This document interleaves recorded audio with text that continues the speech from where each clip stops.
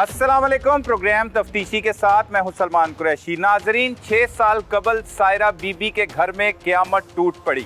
उसके 3 कमसिन मासूम बच्चों को बेदर्दी के साथ मौत के घाट उतार दिया। बिलाखिर पुलिस मरकजी मुलजिम तक पहुंच गई और उसे गिरफ्तार भी कर लिया। उसने ये सब कुछ क्यों किया, वजूहात हैं क्या और किस तरह से उन मासूम बच्चों को कत्ल किया गया, ये बताएंगे आज के प्रोग्राम तफ्तीशी में। नाजरीन, हमारे साथ वो सफाक दरिंदा सिर्फ मुलजिम मौजूद है जिसने अपने 3 कमसिन सौतेले भाइयों को बेदर्दी के साथ मौत के घाट उतार दिया। 6 साल तक वो मफरूर रहा। मफरूरी के दौरान क्या कुछ करता रहा और कैसे उसकी गिरफ्तारी अमल में लाई गई और उसने ये घिनौनी वारदात क्यों की, उसके पीछे वजूहात हैं क्या, ये उसी की ज़ुबानी आपको सुनाते हैं। हाँ भाई, की ना है? मोहम्मद हारून। की करना है हारून? ड्राइवरी करना। किधर? DH फेस 4 DH फेस 4 ਚ ਪਹਿਲੇ ਕੀ ਕਰਦਾ ਸੀ? ਉਸ ਤੋਂ ਪਹਿਲੇ ਮੈਂ ਡਰਾਈਵਰੀ ਕਰਦਾ ਸੀ। ਡਰਾਈਵਰੀ ਕਰਦਾ ਸੀ ਤੇ ਕਿੰਨੇ ਭੈਣ ਭਰਾ ਹੋ ਇਹਦੇ ਤੋਂ ਇਲਾਵਾ? ਮੈਂ ਇਕਲੌਤਾ ਹੀ ਹਾਂ, ਮੇਰਾ ਆਪਣਾ ਸਗਾ ਕੋਈ ਭੈਣ ਭਰਾ ਨਹੀਂ ਸੀ। ਇਹ ਸੌਤੇਲੇ ਭਰਾ ਸੀ ਤਿੰਨੋਂ? ਜੀ ਵਾਲਦ ਨੇ ਦੂਸਰੀ ਸ਼ਾਦੀ ਕੀਤੀ ਸੀ? ਜੀ। ਵਾਲਦਾ ਹੈਗੀ ਸੀ ਪਹਿਲੇ? ਮੇਰੀ ਆਪਣੀ ਵਾਲਦਾ ਹਯਾਤ ਹੈ। ਹਯਾਤ ਨੇ ਤੇ ਇਹ ਦੂਸਰੀ ਸ਼ਾਦੀ ਕੀਤੀ, ਉਹਦੇ ਵਿੱਚੋਂ ਇਹ ਸੀ। ਜੀ ਸਹੀ ਹੈ। ਤੇ ਕੀ ਹੋਇਆ ਜਿਹੜਾ ਇਹ ਸਭ ਕੁਝ ਕੀਤਾ, ਕਿਵੇਂ ਕੀਤਾ, ਉਹ ਸਭ ਕੁਝ ਦੱਸ। ਜੀ ਸ਼ੁਰੂਆਤ ਇੱਥੋਂ ਹੋਈ ਕਿ ਵਾਲਦ ਸਾਹਿਬ ਜਿਹੜੇ ਸਨ ਉਹ ਘੱਟ ਟਾਈਮ ਨਹੀਂ ਸੀ ਦਿੰਦੇ।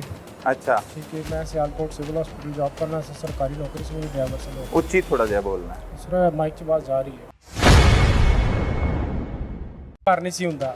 ਅੱਛਾ, ਠੀਕ ਹੈ। ਮੈਂ ਘਰੋਂ ਬਾਹਰ ਹੁੰਦਾ ਸਾਂ, ਪਿੱਛੇ ਲੇਡੀਜ਼ ਕਰਨੀਆਂ ਹੁੰਦੀਆਂ ਹਨ। ਮੇਰੀ ਵਾਈਫ ਤੇ ਮੇਰੀ ਵਾਲਦਾ, ਛੋਟੀ ਮੇਰੀ ਬੱਚੀ ਸੀ। ਉਹ ਕੱਲੀ ਸ਼ਾਦੀशुदा ਹੈ ਤੂੰ? ਹੁਣ ਡਿਵੋਰਸ ਹੋ ਗਈ ਹੈ। Divorce ਹੋ ਗਈ। ਮਾਮਲੇ ਤੋਂ ਬਾਅਦ ਠੀਕ ਹੈ। ਉਦੋਂ ਸ਼ਾਦੀशुदा ਸੀ ਤੇ ਵਾਲਦ ਸਾਹਿਬ ਨਾਲ ਸਿਰਫ ਮੇਰੀ ਇਹੀ ਗੱਲ ਸੀ ਕਿ ਤੁਸੀਂ ਦਿਨ ਦੇ ਟਾਈਮ ਜਿੱਥੇ ਮਰਜ਼ੀ ਜਾਓ ਲੇਕਿਨ ਰਾਤ ਦੇ ਟਾਈਮ ਘਰ ਆ ਜਾਇਆ ਕਰੋ, ਲੇਡੀਜ਼ ਅਕੇਲੀਆਂ ਹੁੰਦੀਆਂ ਨੇ। ਲੇਕਿਨ ਉਹ ਇਸ ਗੱਲ ਨੂੰ ਨਹੀਂ ਸੁਣਦੇ ਸਨ। ਅੱਛਾ, ਨਾ ਕੋਈ ਜਵਾਬ ਦਿੰਦੇ ਸਨ, ਨਾ ਸਲਾਮ ਦਾ ਜਵਾਬ ਦਿੰਦੇ ਸਨ, ਨਾ ਹੀ ਮੇਰਾ ਫੋਨ ਚੁੱਕਦੇ ਸਨ। ਕਿਸੇ ਦਾ ਵੀ ਨਹੀਂ ਚੁੱਕਦੇ ਸਨ, ਨਾ ਵਾਲਦਾ ਦਾ, ਨਾ ਮੇਰੀ ਵਾਈਫ ਦਾ। ਫੈਮਿਲੀ ਦੇ ਵਿੱਚੋਂ ਕਿਸੇ ਨਾਲ ਵੀ ਉਹ ਫੋਨ ਨਹੀਂ ਚੁੱਕਦੇ ਸਨ। ਤੇ ਉਲਟਾ ਉਹ ਦੂਸਰੇ ਜਗ੍ਹਾ ਤੇ ਜਾ ਕੇ ਜਿੱਥੇ ਉਹਨਾਂ ਨੇ ਦੂਸਰਾ ਵਿਆਹ ਕੀਤਾ ਹੋਇਆ ਸੀ ਉਹ ਫੋਨ ਬੰਦ ਕਰ ਦਿੰਦੇ ਸਨ। ਠੀਕ ਹੈ। ਸਾਡੇ ਨਾਲ ਮਤਲਬ ਮਿਸਕਮਿਊਨੀਕੇਟ ਹੋ ਜਾਂਦੀ ਸੀ। ਠੀਕ ਹੈ। ਤੇ ਫਿਰ ਮੈਨੂੰ ਕਿਸੇ ਨੇ ਦੱਸਿਆ ਕਿ ਯਾਰ ਫਲਾਣੀ ਜਗ੍ਹਾ ਤੇ ਮੈਂ ਤੇਰੇ ਵਾਲਦ ਸਾਹਿਬ ਨੂੰ ਦੇਖਿਆ ਤੇ ਮੈਂ ਉਹਦੀ ਗੱਲ ਸੁਣ ਕੇ ਤੇ ਫਿਲਫੋਰ ਤੇ ਚੁੱਪ ਕਰ ਗਿਆ। ਅੱਛਾ। ਤੇ ਫਿਰ 1.5-2 ਘੰਟੇ ਬਾਅਦ ਮੈਂ ਉਹਨੂੰ ਫਿਰ ਫੋਨ ਕੀਤਾ ਕਿ ਮੈਂ ਕਿਹਾ ਯਾਰ ਦੁਬਾਰਾ ਤੂੰ ਵਾਲਦ ਸਾਹਿਬ ਨੂੰ ਦੇਖੇਂਗਾ ਨਾ ਤੇ ਤੂੰ ਉਹਨਾਂ ਨਾਲ ਗੱਲ ਨਹੀਂ ਕਰਨੀ, ਤੂੰ ਸਿਰਫ ਉਹਨਾਂ ਦੇ ਪਿੱਛੇ ਜਾ ਕੇ ਇਹ ਦੇਖ ਲਈ ਕਿ ਉਹ ਕਿਸ ਘਰ ਦੇ ਵਿੱਚ ਐਂਟਰ ਹੁੰਦੇ ਨੇ ਜਾਂ ਕਿੱਥੇ ਜਾਂਦੇ ਨੇ। ਉਹਨੇ ਦੇਖ ਲਿਆ। ਬਾਅਦ 'ਚ ਉਹਨੇ ਮੈਨੂੰ ਦੱਸ ਦਿੱਤਾ ਕਿ ਉਸ ਘਰ ਫਿਰ ਅਸੀਂ ਗਏ। ਫਿਰ ਉੱਥੇ ਸਾਨੂੰ ਜਾ ਕੇ ਪਤਾ ਚੱਲਿਆ ਕਿ ਵਾਲਦ ਸਾਹਿਬ ਨੇ ਦੂਜਾ ਵਿਆਹ ਕੀਤਾ ਹੋਇਆ ਵੇ। ਅੱਛਾ। ਤੇ ਕਿੰਨੀ ਦੇਰ ਬਾਅਦ ਪਤਾ ਲੱਗਾ? ਕਦੋਂ ਵਿਆਹ ਕੀਤਾ ਸੀ ਉਹਨਾਂ ਨੇ ਤੇ ਕਿੰਨੀ ਦੇਰ ਬਾਅਦ ਪਤਾ ਲੱਗਾ? ਮੈਨੂੰ ਅਸੀਂ ਜਦੋਂ ਗਏ ਆ ਨਾ ਉੱਥੇ ਤੇ ਪਹਿਲੀ ਦਫਾ ਜਦੋਂ ਗਏ ਤਾਂ ਅਸੀਂ ਤੇ ਜਾ ਕੇ ਡਾਇਰੈਕਟ ਜਵਾਨ ਬੱਚੇ ਹੀ ਦੇਖੇ ਸੀ। ਯਾਨੀ ਕਿ ਉਹਨਾਂ ਨੇ ਬਹੁਤ ਦੇਰ ਤੋਂ ਕੀਤਾ ਹੋਇਆ ਸੀ, ਸਾਨੂੰ ਪਤਾ ਹੀ ਨਹੀਂ ਸੀ ਇਸ ਚੀਜ਼ ਬਾਰੇ, ਕੋਈ ਇਲਮ ਨਹੀਂ ਸੀ। ਅਲੱਗਾ ਰੱਖੀ ਸੀ ਬੀਵੀ? ਅਲੱਗਾ ਕਿਤੇ ਬਾਹਰ ਰੱਖੀ ਸੀ। ਠੀਕ ਹੈ। ਅੱਛਾ। ਤੇ ਜਾ ਕੇ ਮਿਲੇ ਉਸ ਆਂਟੀ ਨਾਲ, ਬੱਚਿਆਂ ਨਾਲ। ਠੀਕ ਹੈ, ਬਹੁਤ ਅੱਛੇ ਤਰੀਕੇ ਨਾਲ ਮਿਲੇ। ਅਸੀਂ ਉਹਨਾਂ ਦੀ ਦਾਵਤ ਵੀ ਕੀਤੀ, ਘਰ ਆ ਕੇ ਬੈਠ ਕੇ ਸਾਡੇ ਘਰ ਲੈ ਕੇ ਗਏ, ਖਾਣਾ ਖਾ। ਨਹੀਂ, ਲੜਾਈ ਨਹੀਂ ਹੋਈ ਜਦੋਂ ਅਬਦੂ ਦੇ ਵਿਆਹ ਦਾ ਪਤਾ ਲੱਗਾ? ਉਸ ਟਾਈਮ ਨਹੀਂ ਹੋਈ, ਉਸ ਟਾਈਮ ਕੁਝ ਵੀ ਨਹੀਂ ਹੋਇਆ। ਅੱਛਾ, ਠੀਕ ਹੈ। ਮੰਨ ਗਏ ਘਰ ਵਾਲੇ ਵੀ? ਹਾਂ, ਫਿਲਫੋਰ ਥੋੜੀ ਨਾ ਲੜਾਈ ਹੋ ਜਾਂਦੀ ਹੈ। ਕੋਈ ਜਦੋਂ ਕੋਈ ਅੱਗੋਂ ਕੋਈ ਕ੍ਰਾਸ ਆਂਸਰਿੰਗ ਕਰਦਾ ਜਾਂ ਉਲਟੀ ਗੱਲ ਕਰਦਾ ਤਾਂ ਫੇਰ ਹੀ ਕੋਈ ਬੰਦਾ ਅੱਗੋਂ ਉਲਟੀ ਗੱਲ ਕਰਦਾ ਨਾ। ਹਾਂ। ਅੱਛਾ, ਠੀਕ ਹੈ। ਤੇ ਫਿਰ ਉਸ ਤੋਂ ਬਾਅਦ ਕੀ ਹੋਇਆ, ਅਸੀਂ ਆਪਣੇ ਘਰ ਚਲੇ ਗਏ, ਆਪਣੇ ਘਰ ਚਲੇ ਗਏ, ਇੱਜ਼ਤ ਨਾਲ ਰਹਿਣ ਲੱਗ ਪਏ। ਫਿਰ ਕੁਝ ਮਹੀਨੇ ਕੁ ਬਾਅਦ ਫਿਰ ਵਾਲਦ ਸਾਹਿਬ ਨੇ ਉਹੀ ਕੰਮ ਕੀਤਾ ਕਿ ਉੱਧਰ ਜਾ ਕੇ ਫੋਨ ਬੰਦ ਕਰਤਾ, ਘਰ ਨਹੀਂ ਸੀ ਆਉਂਦੇ। ਤਾਂ ਇਸ ਗੱਲ ਤੋਂ ਸਾਡੀ ਹਮੇਸ਼ਾ ਲੜਾਈ ਰਹਿੰਦੀ ਸੀ। ਇਹ ਕਿਹੜੇ ਸੰਨ ਦੀ ਗੱਲ ਹੈ? ਮਤਲਬ ਇਹ 2016 ਦੀ ਹੀ ਗੱਲ ਕਰ ਰਹੇ। 2016 ਦੇ ਵਿੱਚ ਹੀ ਹੈ ਇਨਕਸ਼ਾਫ ਹੋਇਆ? ਹਾਂ, ਜਨਵਰੀ ਫਰਵਰੀ ਦੇ ਦਿਨ ਮੈਂ ਸੁਣਾ ਰਿਹਾ। ਠੀਕ ਹੈ, ਠੀਕ ਹੈ। ਇਹ ਸਾਰੀ ਮਤਲਬ ਜਿਹੜੀ ਕਹਾਣੀ ਹੈ ਨਾ, ਇਸ ਵਾਕਿਆ ਤੋਂ 6 ਮਹੀਨੇ ਪਹਿਲੇ ਤੋਂ ਸਾਰੀ ਚੱਲਦੀ ਆ ਰਹੀ ਸੀ। ਠੀਕ ਹੈ। ਠੀਕ ਹੋ ਗਿਆ। ਤੇ ਫਿਰ ਉਸ ਤੋਂ ਬਾਅਦ ਸਾਡੀ ਮਤਲਬ ਘਰ ਦੇ ਵਿੱਚ ਫਿਰ ਰਿਸ਼ਤੇਦਾਰਾਂ ਨੂੰ ਵਿੱਚ ਕਿਹਾ, ਦਾਦਾ ਜੀ ਨੂੰ ਕਿਹਾ, ਪੁੱਫੀਆਂ ਨੂੰ ਕਿਹਾ, ਸਭ ਨੂੰ ਕਿਹਾ ਕਿ ਮਤਲਬ ਇਹ ਕੀ ਮਾਮਲਾ ਹੈ, ਮਤਲਬ ਤੁਸੀਂ ਸਮਝਾਓ ਵਾਲਦ ਸਾਹਿਬ ਨੂੰ ਕਿ ਇਸ ਤਰ੍ਹਾਂ ਨਾ ਕਰਨ। ਸਿਰਫ ਪ੍ਰੋਪਰ ਟਾਈਮ, ਸਿਰਫ ਟਾਈਮ ਮੰਗ ਰਹੇ ਹਾਂ ਅਸੀਂ, ਕੋਈ ਨਾ ਕੋਈ ਇਹ ਨਹੀਂ ਮੰਗ ਰਹੇ ਕਿ ਕੋਈ ਜੌਬ ਕਰਕੇ ਜਾਂ ਕੋਈ ਬਿਜ਼ਨਸ ਕਰਕੇ ਸਾਡਾ ਘਰ ਚਲਾਓ। ਮਤਲਬ ਮੈਨੂੰ ਅੱਲਾ ਦਾ ਸ਼ੁਕਰ ਹੈ ਮੇਰੀ ਗਵਰਨਮੈਂਟ ਜੌਬ ਸੀ। ਠੀਕ ਹੈ। ਘਰ ਦਾ ਸਰਕਟ ਕੀ ਕਰਦਾ ਸੀ ਗਵਰਨਮੈਂਟ ਜੌਬ? ਭਾਈ ਮੈਂ ਡਰਾਈਵਰ ਸਾਂ। ਕਿੱਧਰ? ਸਿਆਲਕੋਟ ਸਿਵਲ ਹਸਪੀਟਲ ਦੇ ਵਿੱਚ। ਅੱਛਾ, ਸਿਵਲ ਹਸਪਤਾਲ। ਠੀਕ ਹੈ। ਸਹੀ ਹੈ। ਸਿਆਲਕੋਟ ਰਹਿੰਦਾ ਸੀ? ਹਾਂਜੀ, ਸਿਆਲਕੋਟ ਜੌਬ ਕਰਨਾ ਤੇ ਫਿਰ ਹਫਤੇ ਤੋਂ ਆ ਜਾਣਾ ਸੀ। 2 ਦਿਨ ਆਉਂਦਾ। ਠੀਕ ਹੈ। ਪਸੀਨਾ ਸਾਫ਼ ਕਰ ਸਕਦੇ ਤੁਸੀਂ ਜੇ ਤੁਹਾਡੇ ਕੋਲ ਇਸ਼ੂ ਹੈ? ਵਾਲਦ ਦਾ ਟਾਈਮ ਨਾ ਦੇਣਾ ਰੰਜਿਸ਼ ਸੀ। ਹਾਂ ਰੰਜਿਸ਼ ਇਹੀ ਸੀ। ਅੱਛਾ। ਕੋਈ ਕੋਠੀ ਨਹੀਂ, ਕੋਈ ਮਕਾਨ ਨਹੀਂ, ਕੋਈ ਗੱਡੀ ਨਹੀਂ, ਕੋਈ ਪੈਸਾ ਨਹੀਂ। ਕੀ ਕਰਦੇ ਸੀ ਤੇਰੇ ਵਾਲਦ? ਕੀ ਕਰਦੇ ਹੈਗੇ ਨੇ? ਨਹੀਂ, ਇੰਤਕਾਲ ਹੋ ਗਿਆ। ਅੱਛਾ, ਫੌਤ ਹੋ ਗਏ। ਬਾਅਦ ਚ ਫੌਤ ਹੋਏ ਬਾਅਦ ਇਸ 2018 ਚ ਹੋਏ ਸੀ। ਅੱਛਾ। ਟੈਨਸ਼ਨ ਲੈ ਕੇ ਮੈਂ ਵੀ ਗਾਇਬ ਹੋ ਗਿਆ, ਬੱਚੇ ਵੀ ਉਹ ਨਾ ਰਹੇ, ਉਹਨਾਂ ਦੇ ਕੋਲ ਕੋਈ ਇਲਾਜ ਹੀ ਨਹੀਂ। ਉਦੋਂ ਕੀ ਕਰਦੇ ਸੀ? ਉਦੋਂ ਉਹ ਫਾਰਮਾਸਿਸਟ ਸੀ ਤੇ ਉਹਨਾਂ ਦਾ ਆਪਣਾ ਮੈਡੀਕਲ ਸਟੋਰ ਸੀ। ਉਸ ਤੋਂ ਇਲਾਵਾ ਪਾਰਟ ਟਾਈਮ ਉਹ ਵੈਨ ਚਲਾਉਂਦੇ ਸਨ, ਕੈਰੀ ਡੱਬਾ ਸੀ, ਉਹਦੇ ਨਾਲ ਸਕੂਲ ਬੱਚੇ ਲਾਏ ਸਨ, ਤੋਂ ਇਹ ਕੰਮ ਕਰਦੇ ਸਨ। ਜਾਇਦਾਦ ਕਿੰਨੀ ਕੇਗੀ ਸੀ? 2 ਮਕਾਨ ਸਨ। 2 ਮਕਾਨ ਸੀ ਜੀ, ਇੱਕ 6 ਮਰਲੇ ਦਾ, ਇੱਕ 10 ਮਰਲੇ ਦਾ। ਕੌਣ ਰਹਿੰਦਾ ਸੀ ਉਹਦੇ ਵਿੱਚ? ਇੱਕ ਕਿਰਾਏ ਤੇ ਦਿੱਤਾ ਸੀ ਤੇ ਇੱਕ ਸੀ ਆਪ ਰਹਿੰਦੇ ਸੀ। ਇੱਕ ਚੋ ਆਪ ਰਹਿੰਦੇ ਸੀ। ਸਹੀ ਹੈ। ਫਿਰ ਵਾਲਦ ਦੇ ਟਾਈਮ ਦੇ ਉੱਤੇ ਘਰ ਨਾ ਆਉਣ ਦੀ ਵਜ੍ਹਾ ਤੋਂ ਲੜਾਈ ਇਹ ਝਗੜਾ? ਸਾਰਾ ਲੜਾਈ ਝਗੜਾ ਹੋਇਆ। ਫਿਰ ਰਿਸ਼ਤੇਦਾਰਾਂ ਨੇ ਵੀ ਕਿਹਾ ਕਿ ਸਾਡਾ ਤੇਰੇ ਨਾਲ ਕੋਈ ਰਿਸ਼ਤਾ ਨਹੀਂ, ਕੋਈ ਲਾਗਾ ਤੇਗਾ ਨਹੀਂ, ਤੇਰੇ ਨਾਲ ਬਾਈਕਾਟ ਹੈ, ਤੂੰ ਸਾਡੇ ਘਰ ਨਹੀਂ ਆਉਣਾ ਅੱਜ ਤੋਂ ਬਾਅਦ। ਤੇ ਵਾਲਦ ਨੂੰ ਕਿਹਾ? ਮੈਨੂੰ ਕਿਹਾ ਤੇ ਫਿਰ ਵਾਲਦ ਨੂੰ ਵੀ ਇਹੀ ਕਿਹਾ ਤੇ ਉਹ ਮਤਲਬ ਮੈਨੂੰ ਤੇ ਵਾਲਦ ਨੂੰ ਸਾਹਮਣੇ ਇਹੀ ਕਹਿ ਦਿੰਦੇ ਸਨ, ਲੇਕਿਨ ਵਾਲਦ ਸਾਹਿਬ ਨੂੰ ਮਿਲਦੇ ਸਨ, ਉਹਨਾਂ ਨੂੰ ਮਿਸਗਾਈਡ ਕਰਦੇ ਸਨ, ਉਹਨਾਂ ਨੂੰ ਮਤਲਬ ਗਲਤ ਰਸਤੇ ਲਗਾਉਂਦੇ ਹਨ। ਮਤਲਬ ਸਾਡੇ ਘਰ 'ਚ ਲੜਾਈ ਪਾਉਣ ਦੀ ਕੋਸ਼ਿਸ਼ ਉਹਨਾਂ ਨੇ ਹੀ, ਰਿਸ਼ਤੇਦਾਰਾਂ ਨੇ ਹੀ ਕੀਤੀ। ਉਹ ਇਸ ਤਰ੍ਹਾਂ ਹੋਇਆ, ਮੈਂ ਰੈਂਟ ਤੇ ਗੱਡੀ ਲਈ, ਆਪਣੀ ਗੱਡੀ ਨਹੀਂ ਇਸਤੇਮਾਲ ਕੀਤੀ। ਅੱਛਾ, ਠੀਕ ਹੈ। ਆਪਣੀ ਵੀ ਗੱਡੀ ਸੀ ਤੇਰੇ ਕੋਲ? ਜੀ ਅਲਹਮਦੁਲਿल्लाह, 2 ਗਏ, ਇੱਕ ਮਹਿਰਾਨ ਸੀ, ਕੈਰੀ ਡੱਬਾ ਸੀ। ਅੱਛਾ। ਇੱਕ ਮੋਟਰਸਾਈਕਲ ਵੀ ਸੀ। ਮੇਰਾ ਉਹ ਲਈ ਦੂਜੀ ਸਪੀਡ ਕਾਰ ਲਈ, ਸਿਵਿਕ ਲਈ ਮੈਂ ਰੈਂਟ ਤੇ। ਠੀਕ ਹੈ। ਉੱਥੇ ਉਹਨਾਂ ਨੂੰ ਬਿਠਾਇਆ, ਵਾਲਦ ਸਾਹਿਬ ਨੂੰ ਘਰ ਛੱਡਿਆ, ਅਬੂ ਨੂੰ ਇਹ ਕਿਹਾ ਕਿ ਅਸੀਂ ਆਈਸਕ੍ਰੀਮ ਖਾਣ ਜਾ ਰਹੇ ਹਾਂ ਮਾਲ ਰੋਡ ਤੇ, ਚੰਬਨ ਆਈਸਕ੍ਰੀਮ। ਪਹਿਲੇ ਵੀ ਲੈ ਕੇ ਜਾਂਦਾ ਸੀ ਬੱਚਿਆਂ ਨੂੰ? ਨਹੀਂ, ਉਸ ਦਿਨ ਫਸਟ ਟਾਈਮ ਲੈ ਕੇ। ਪਹਿਲੀ ਵਾਰੀ ਲੈ ਕੇ ਗਿਆ। ਉਹ ਉਹਦੇ ਤੋਂ ਕਿੰਨੇ ਦਿਨ ਪਹਿਲੇ ਪਲੈਨਿੰਗ ਕੀਤੀ ਸੀ? ਕਿਸ ਦਿਨ ਤੋਂ? ਇਹ ਜਦੋਂ ਮਰਡਰ ਕਰਨ ਵਾਸਤੇ ਲੈ ਕੇ ਜਾਣਾ ਸੀ, ਉਹਦੇ ਤੋਂ ਕਿੰਨੀ ਦੇਰ ਪਹਿਲੇ ਪਲੈਨਿੰਗ ਕਰ ਲਈ ਸੀ? ਇਹ ਬਸ ਇੰਨਾ ਮੈਨੂੰ ਕਨਫਰਮ ਨਹੀਂ ਯਾਦ, ਮੈਂ ਬਸ ਪਲੈਨਿੰਗ ਚ ਹੀ ਸੀ ਦਿਮਾਗ? ਪਲੈਨਿੰਗ 'ਚ 8-10 ਦਿਨ ਕਹ ਲਓ, 5 ਦਿਨ ਕਹ ਲਓ, 6 ਦਿਨ ਕਹ ਲਓ ਕਿ ਮੈਂ ਬੱਚੇ ਮਾਰਨੇ ਹੁਣ। ਮਾਰਨ ਦਾ ਇਰਾਦਾ ਨਹੀਂ, ਮੇਰਾ ਦਿਲ ਸੀ ਬਸ ਕਿਤੇ ਸੁੱਟ ਆਵਾਂ ਕਿ ਸਾਡੀ ਜਾਨ ਛੁੱਟ ਜਾਏ ਨਾ ਤਾਂ। ਠੀਕ ਹੈ। ਜਾਂ ਤੇ ਜਾਨ ਛੁੱਟ ਜਾਏ ਜਾਂ ਫਿਰ ਇੱਕ ਹੋ ਜਾਈਏ। ਉਹ ਨਾ ਇੱਕ ਹੁੰਦੇ ਸਨ ਤੇ ਨਾ ਉਹ ਕੁਝ ਕਰਦੇ, ਕਿਉਂਕਿ ਉਹ ਜਿਹੜੇ ਆਂਟੀ ਜੀ ਹਨ ਉਹ ਕਹਿੰਦੇ ਨਹੀਂ ਅਸੀਂ ਤੁਹਾਡੇ ਨਾਲ, ਤੁਹਾਡੇ ਘਰ ਨਹੀਂ ਰਹਿਣਾ, ਸਾਡੇ ਘਰ 'ਚ ਕਮਰੇ ਵਾਧੂ ਸਨ। ਠੀਕ ਹੈ।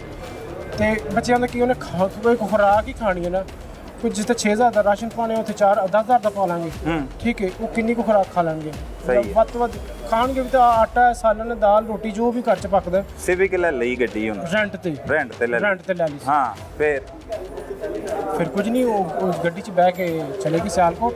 ਸਿਆਲਕੋਟ ਦੇ ਵਿੱਚ ਰੈਂਟ ਤੇ ਇੱਕ ਮੈਂ ਫਲੈਟ ਲਿੱਤਾ ਹੋਇਆ ਸੀ ਰਹਿਣ ਵਾਸਤੇ, ਟੈਂਪਰੇਰੀ ਰਹਿਣ ਵਾਸਤੇ, ਕਿਉਂਕਿ ਉੱਥੇ ਉਹ ਜੌਬ ਕਰਨਾ ਸੀ। ਕਹਿ ਕੇ ਕੀ ਲੈ ਕੇ ਗਿਆ ਕਿ ਆਈਸਕ੍ਰੀਮ ਖਿਲਾ ਕੇ ਲੈਣਾ ਲੋਰੋਂ ਹੀ? ਹਾਂ, ਇੱਥੇ ਮਾਲ ਰੋਡ ਤੋਂ। ਅੱਛਾ। ਸ਼ਾਪਿੰਗ ਦਾ ਨਹੀਂ ਕਿਹਾ? ਨਹੀਂ, ਸ਼ਾਪਿੰਗ ਦਾ ਨਹੀਂ ਗਿਆ। ਅੱਛਾ। ਠੀਕ ਹੈ। ਤੇ ਫਿਰ ਉਸ ਤੋਂ ਬਾਅਦ ਤਿੰਨੋਂ ਬੱਚਿਆਂ ਨੂੰ ਲੈ ਗਿਆ ਸਿਆਲਕੋਟ? ਹਾਂ, ਸਿਆਲਕੋਟ ਲੈ ਗਿਆ। ਫਿਰ ਉੱਥੇ ਇਹੀ ਕੰਮ ਹੋਇਆ ਜੋ ਤੁਹਾਨੂੰ ਪਤਾ, ਮੈਂ ਬਾਰ-ਬਾਰ ਨਹੀਂ ਦੱਸਣਾ। ਨਹੀਂ, ਉਹ ਦੱਸਣਾ ਹੈ ਨਾ, ਉਹ ਤਾਂ ਆਪਣੇ ਮੂੰਹੋਂ ਤੋਂ ਦੱਸਣਾ ਕੀ ਕੀਤਾ। ਸਾਰੀ ਦੁਨੀਆ ਕੱਲ ਦੀ ਰਿਪੋਰਟ ਬਣ ਚੱਲਦੀ ਪਈ। ਉਹ ਤੇ ਤੂੰ ਦੱਸਣਾ ਤੂੰ ਕੀ ਕੀਤਾ। ਦੱਸ। ਮੈਂ ਕੀ ਕੀਤਾ? ਮੈਂ ਕੁਝ ਨਹੀਂ ਕੀਤਾ ਭਾਈ, ਮੈਂ ਉੱਥੇ ਲੈ ਗਿਆ, ਤੋੜੇ 'ਚ ਪਾ ਕੇ ਕਚਰੇ ਸੁੱਟਤੇ ਬਸ।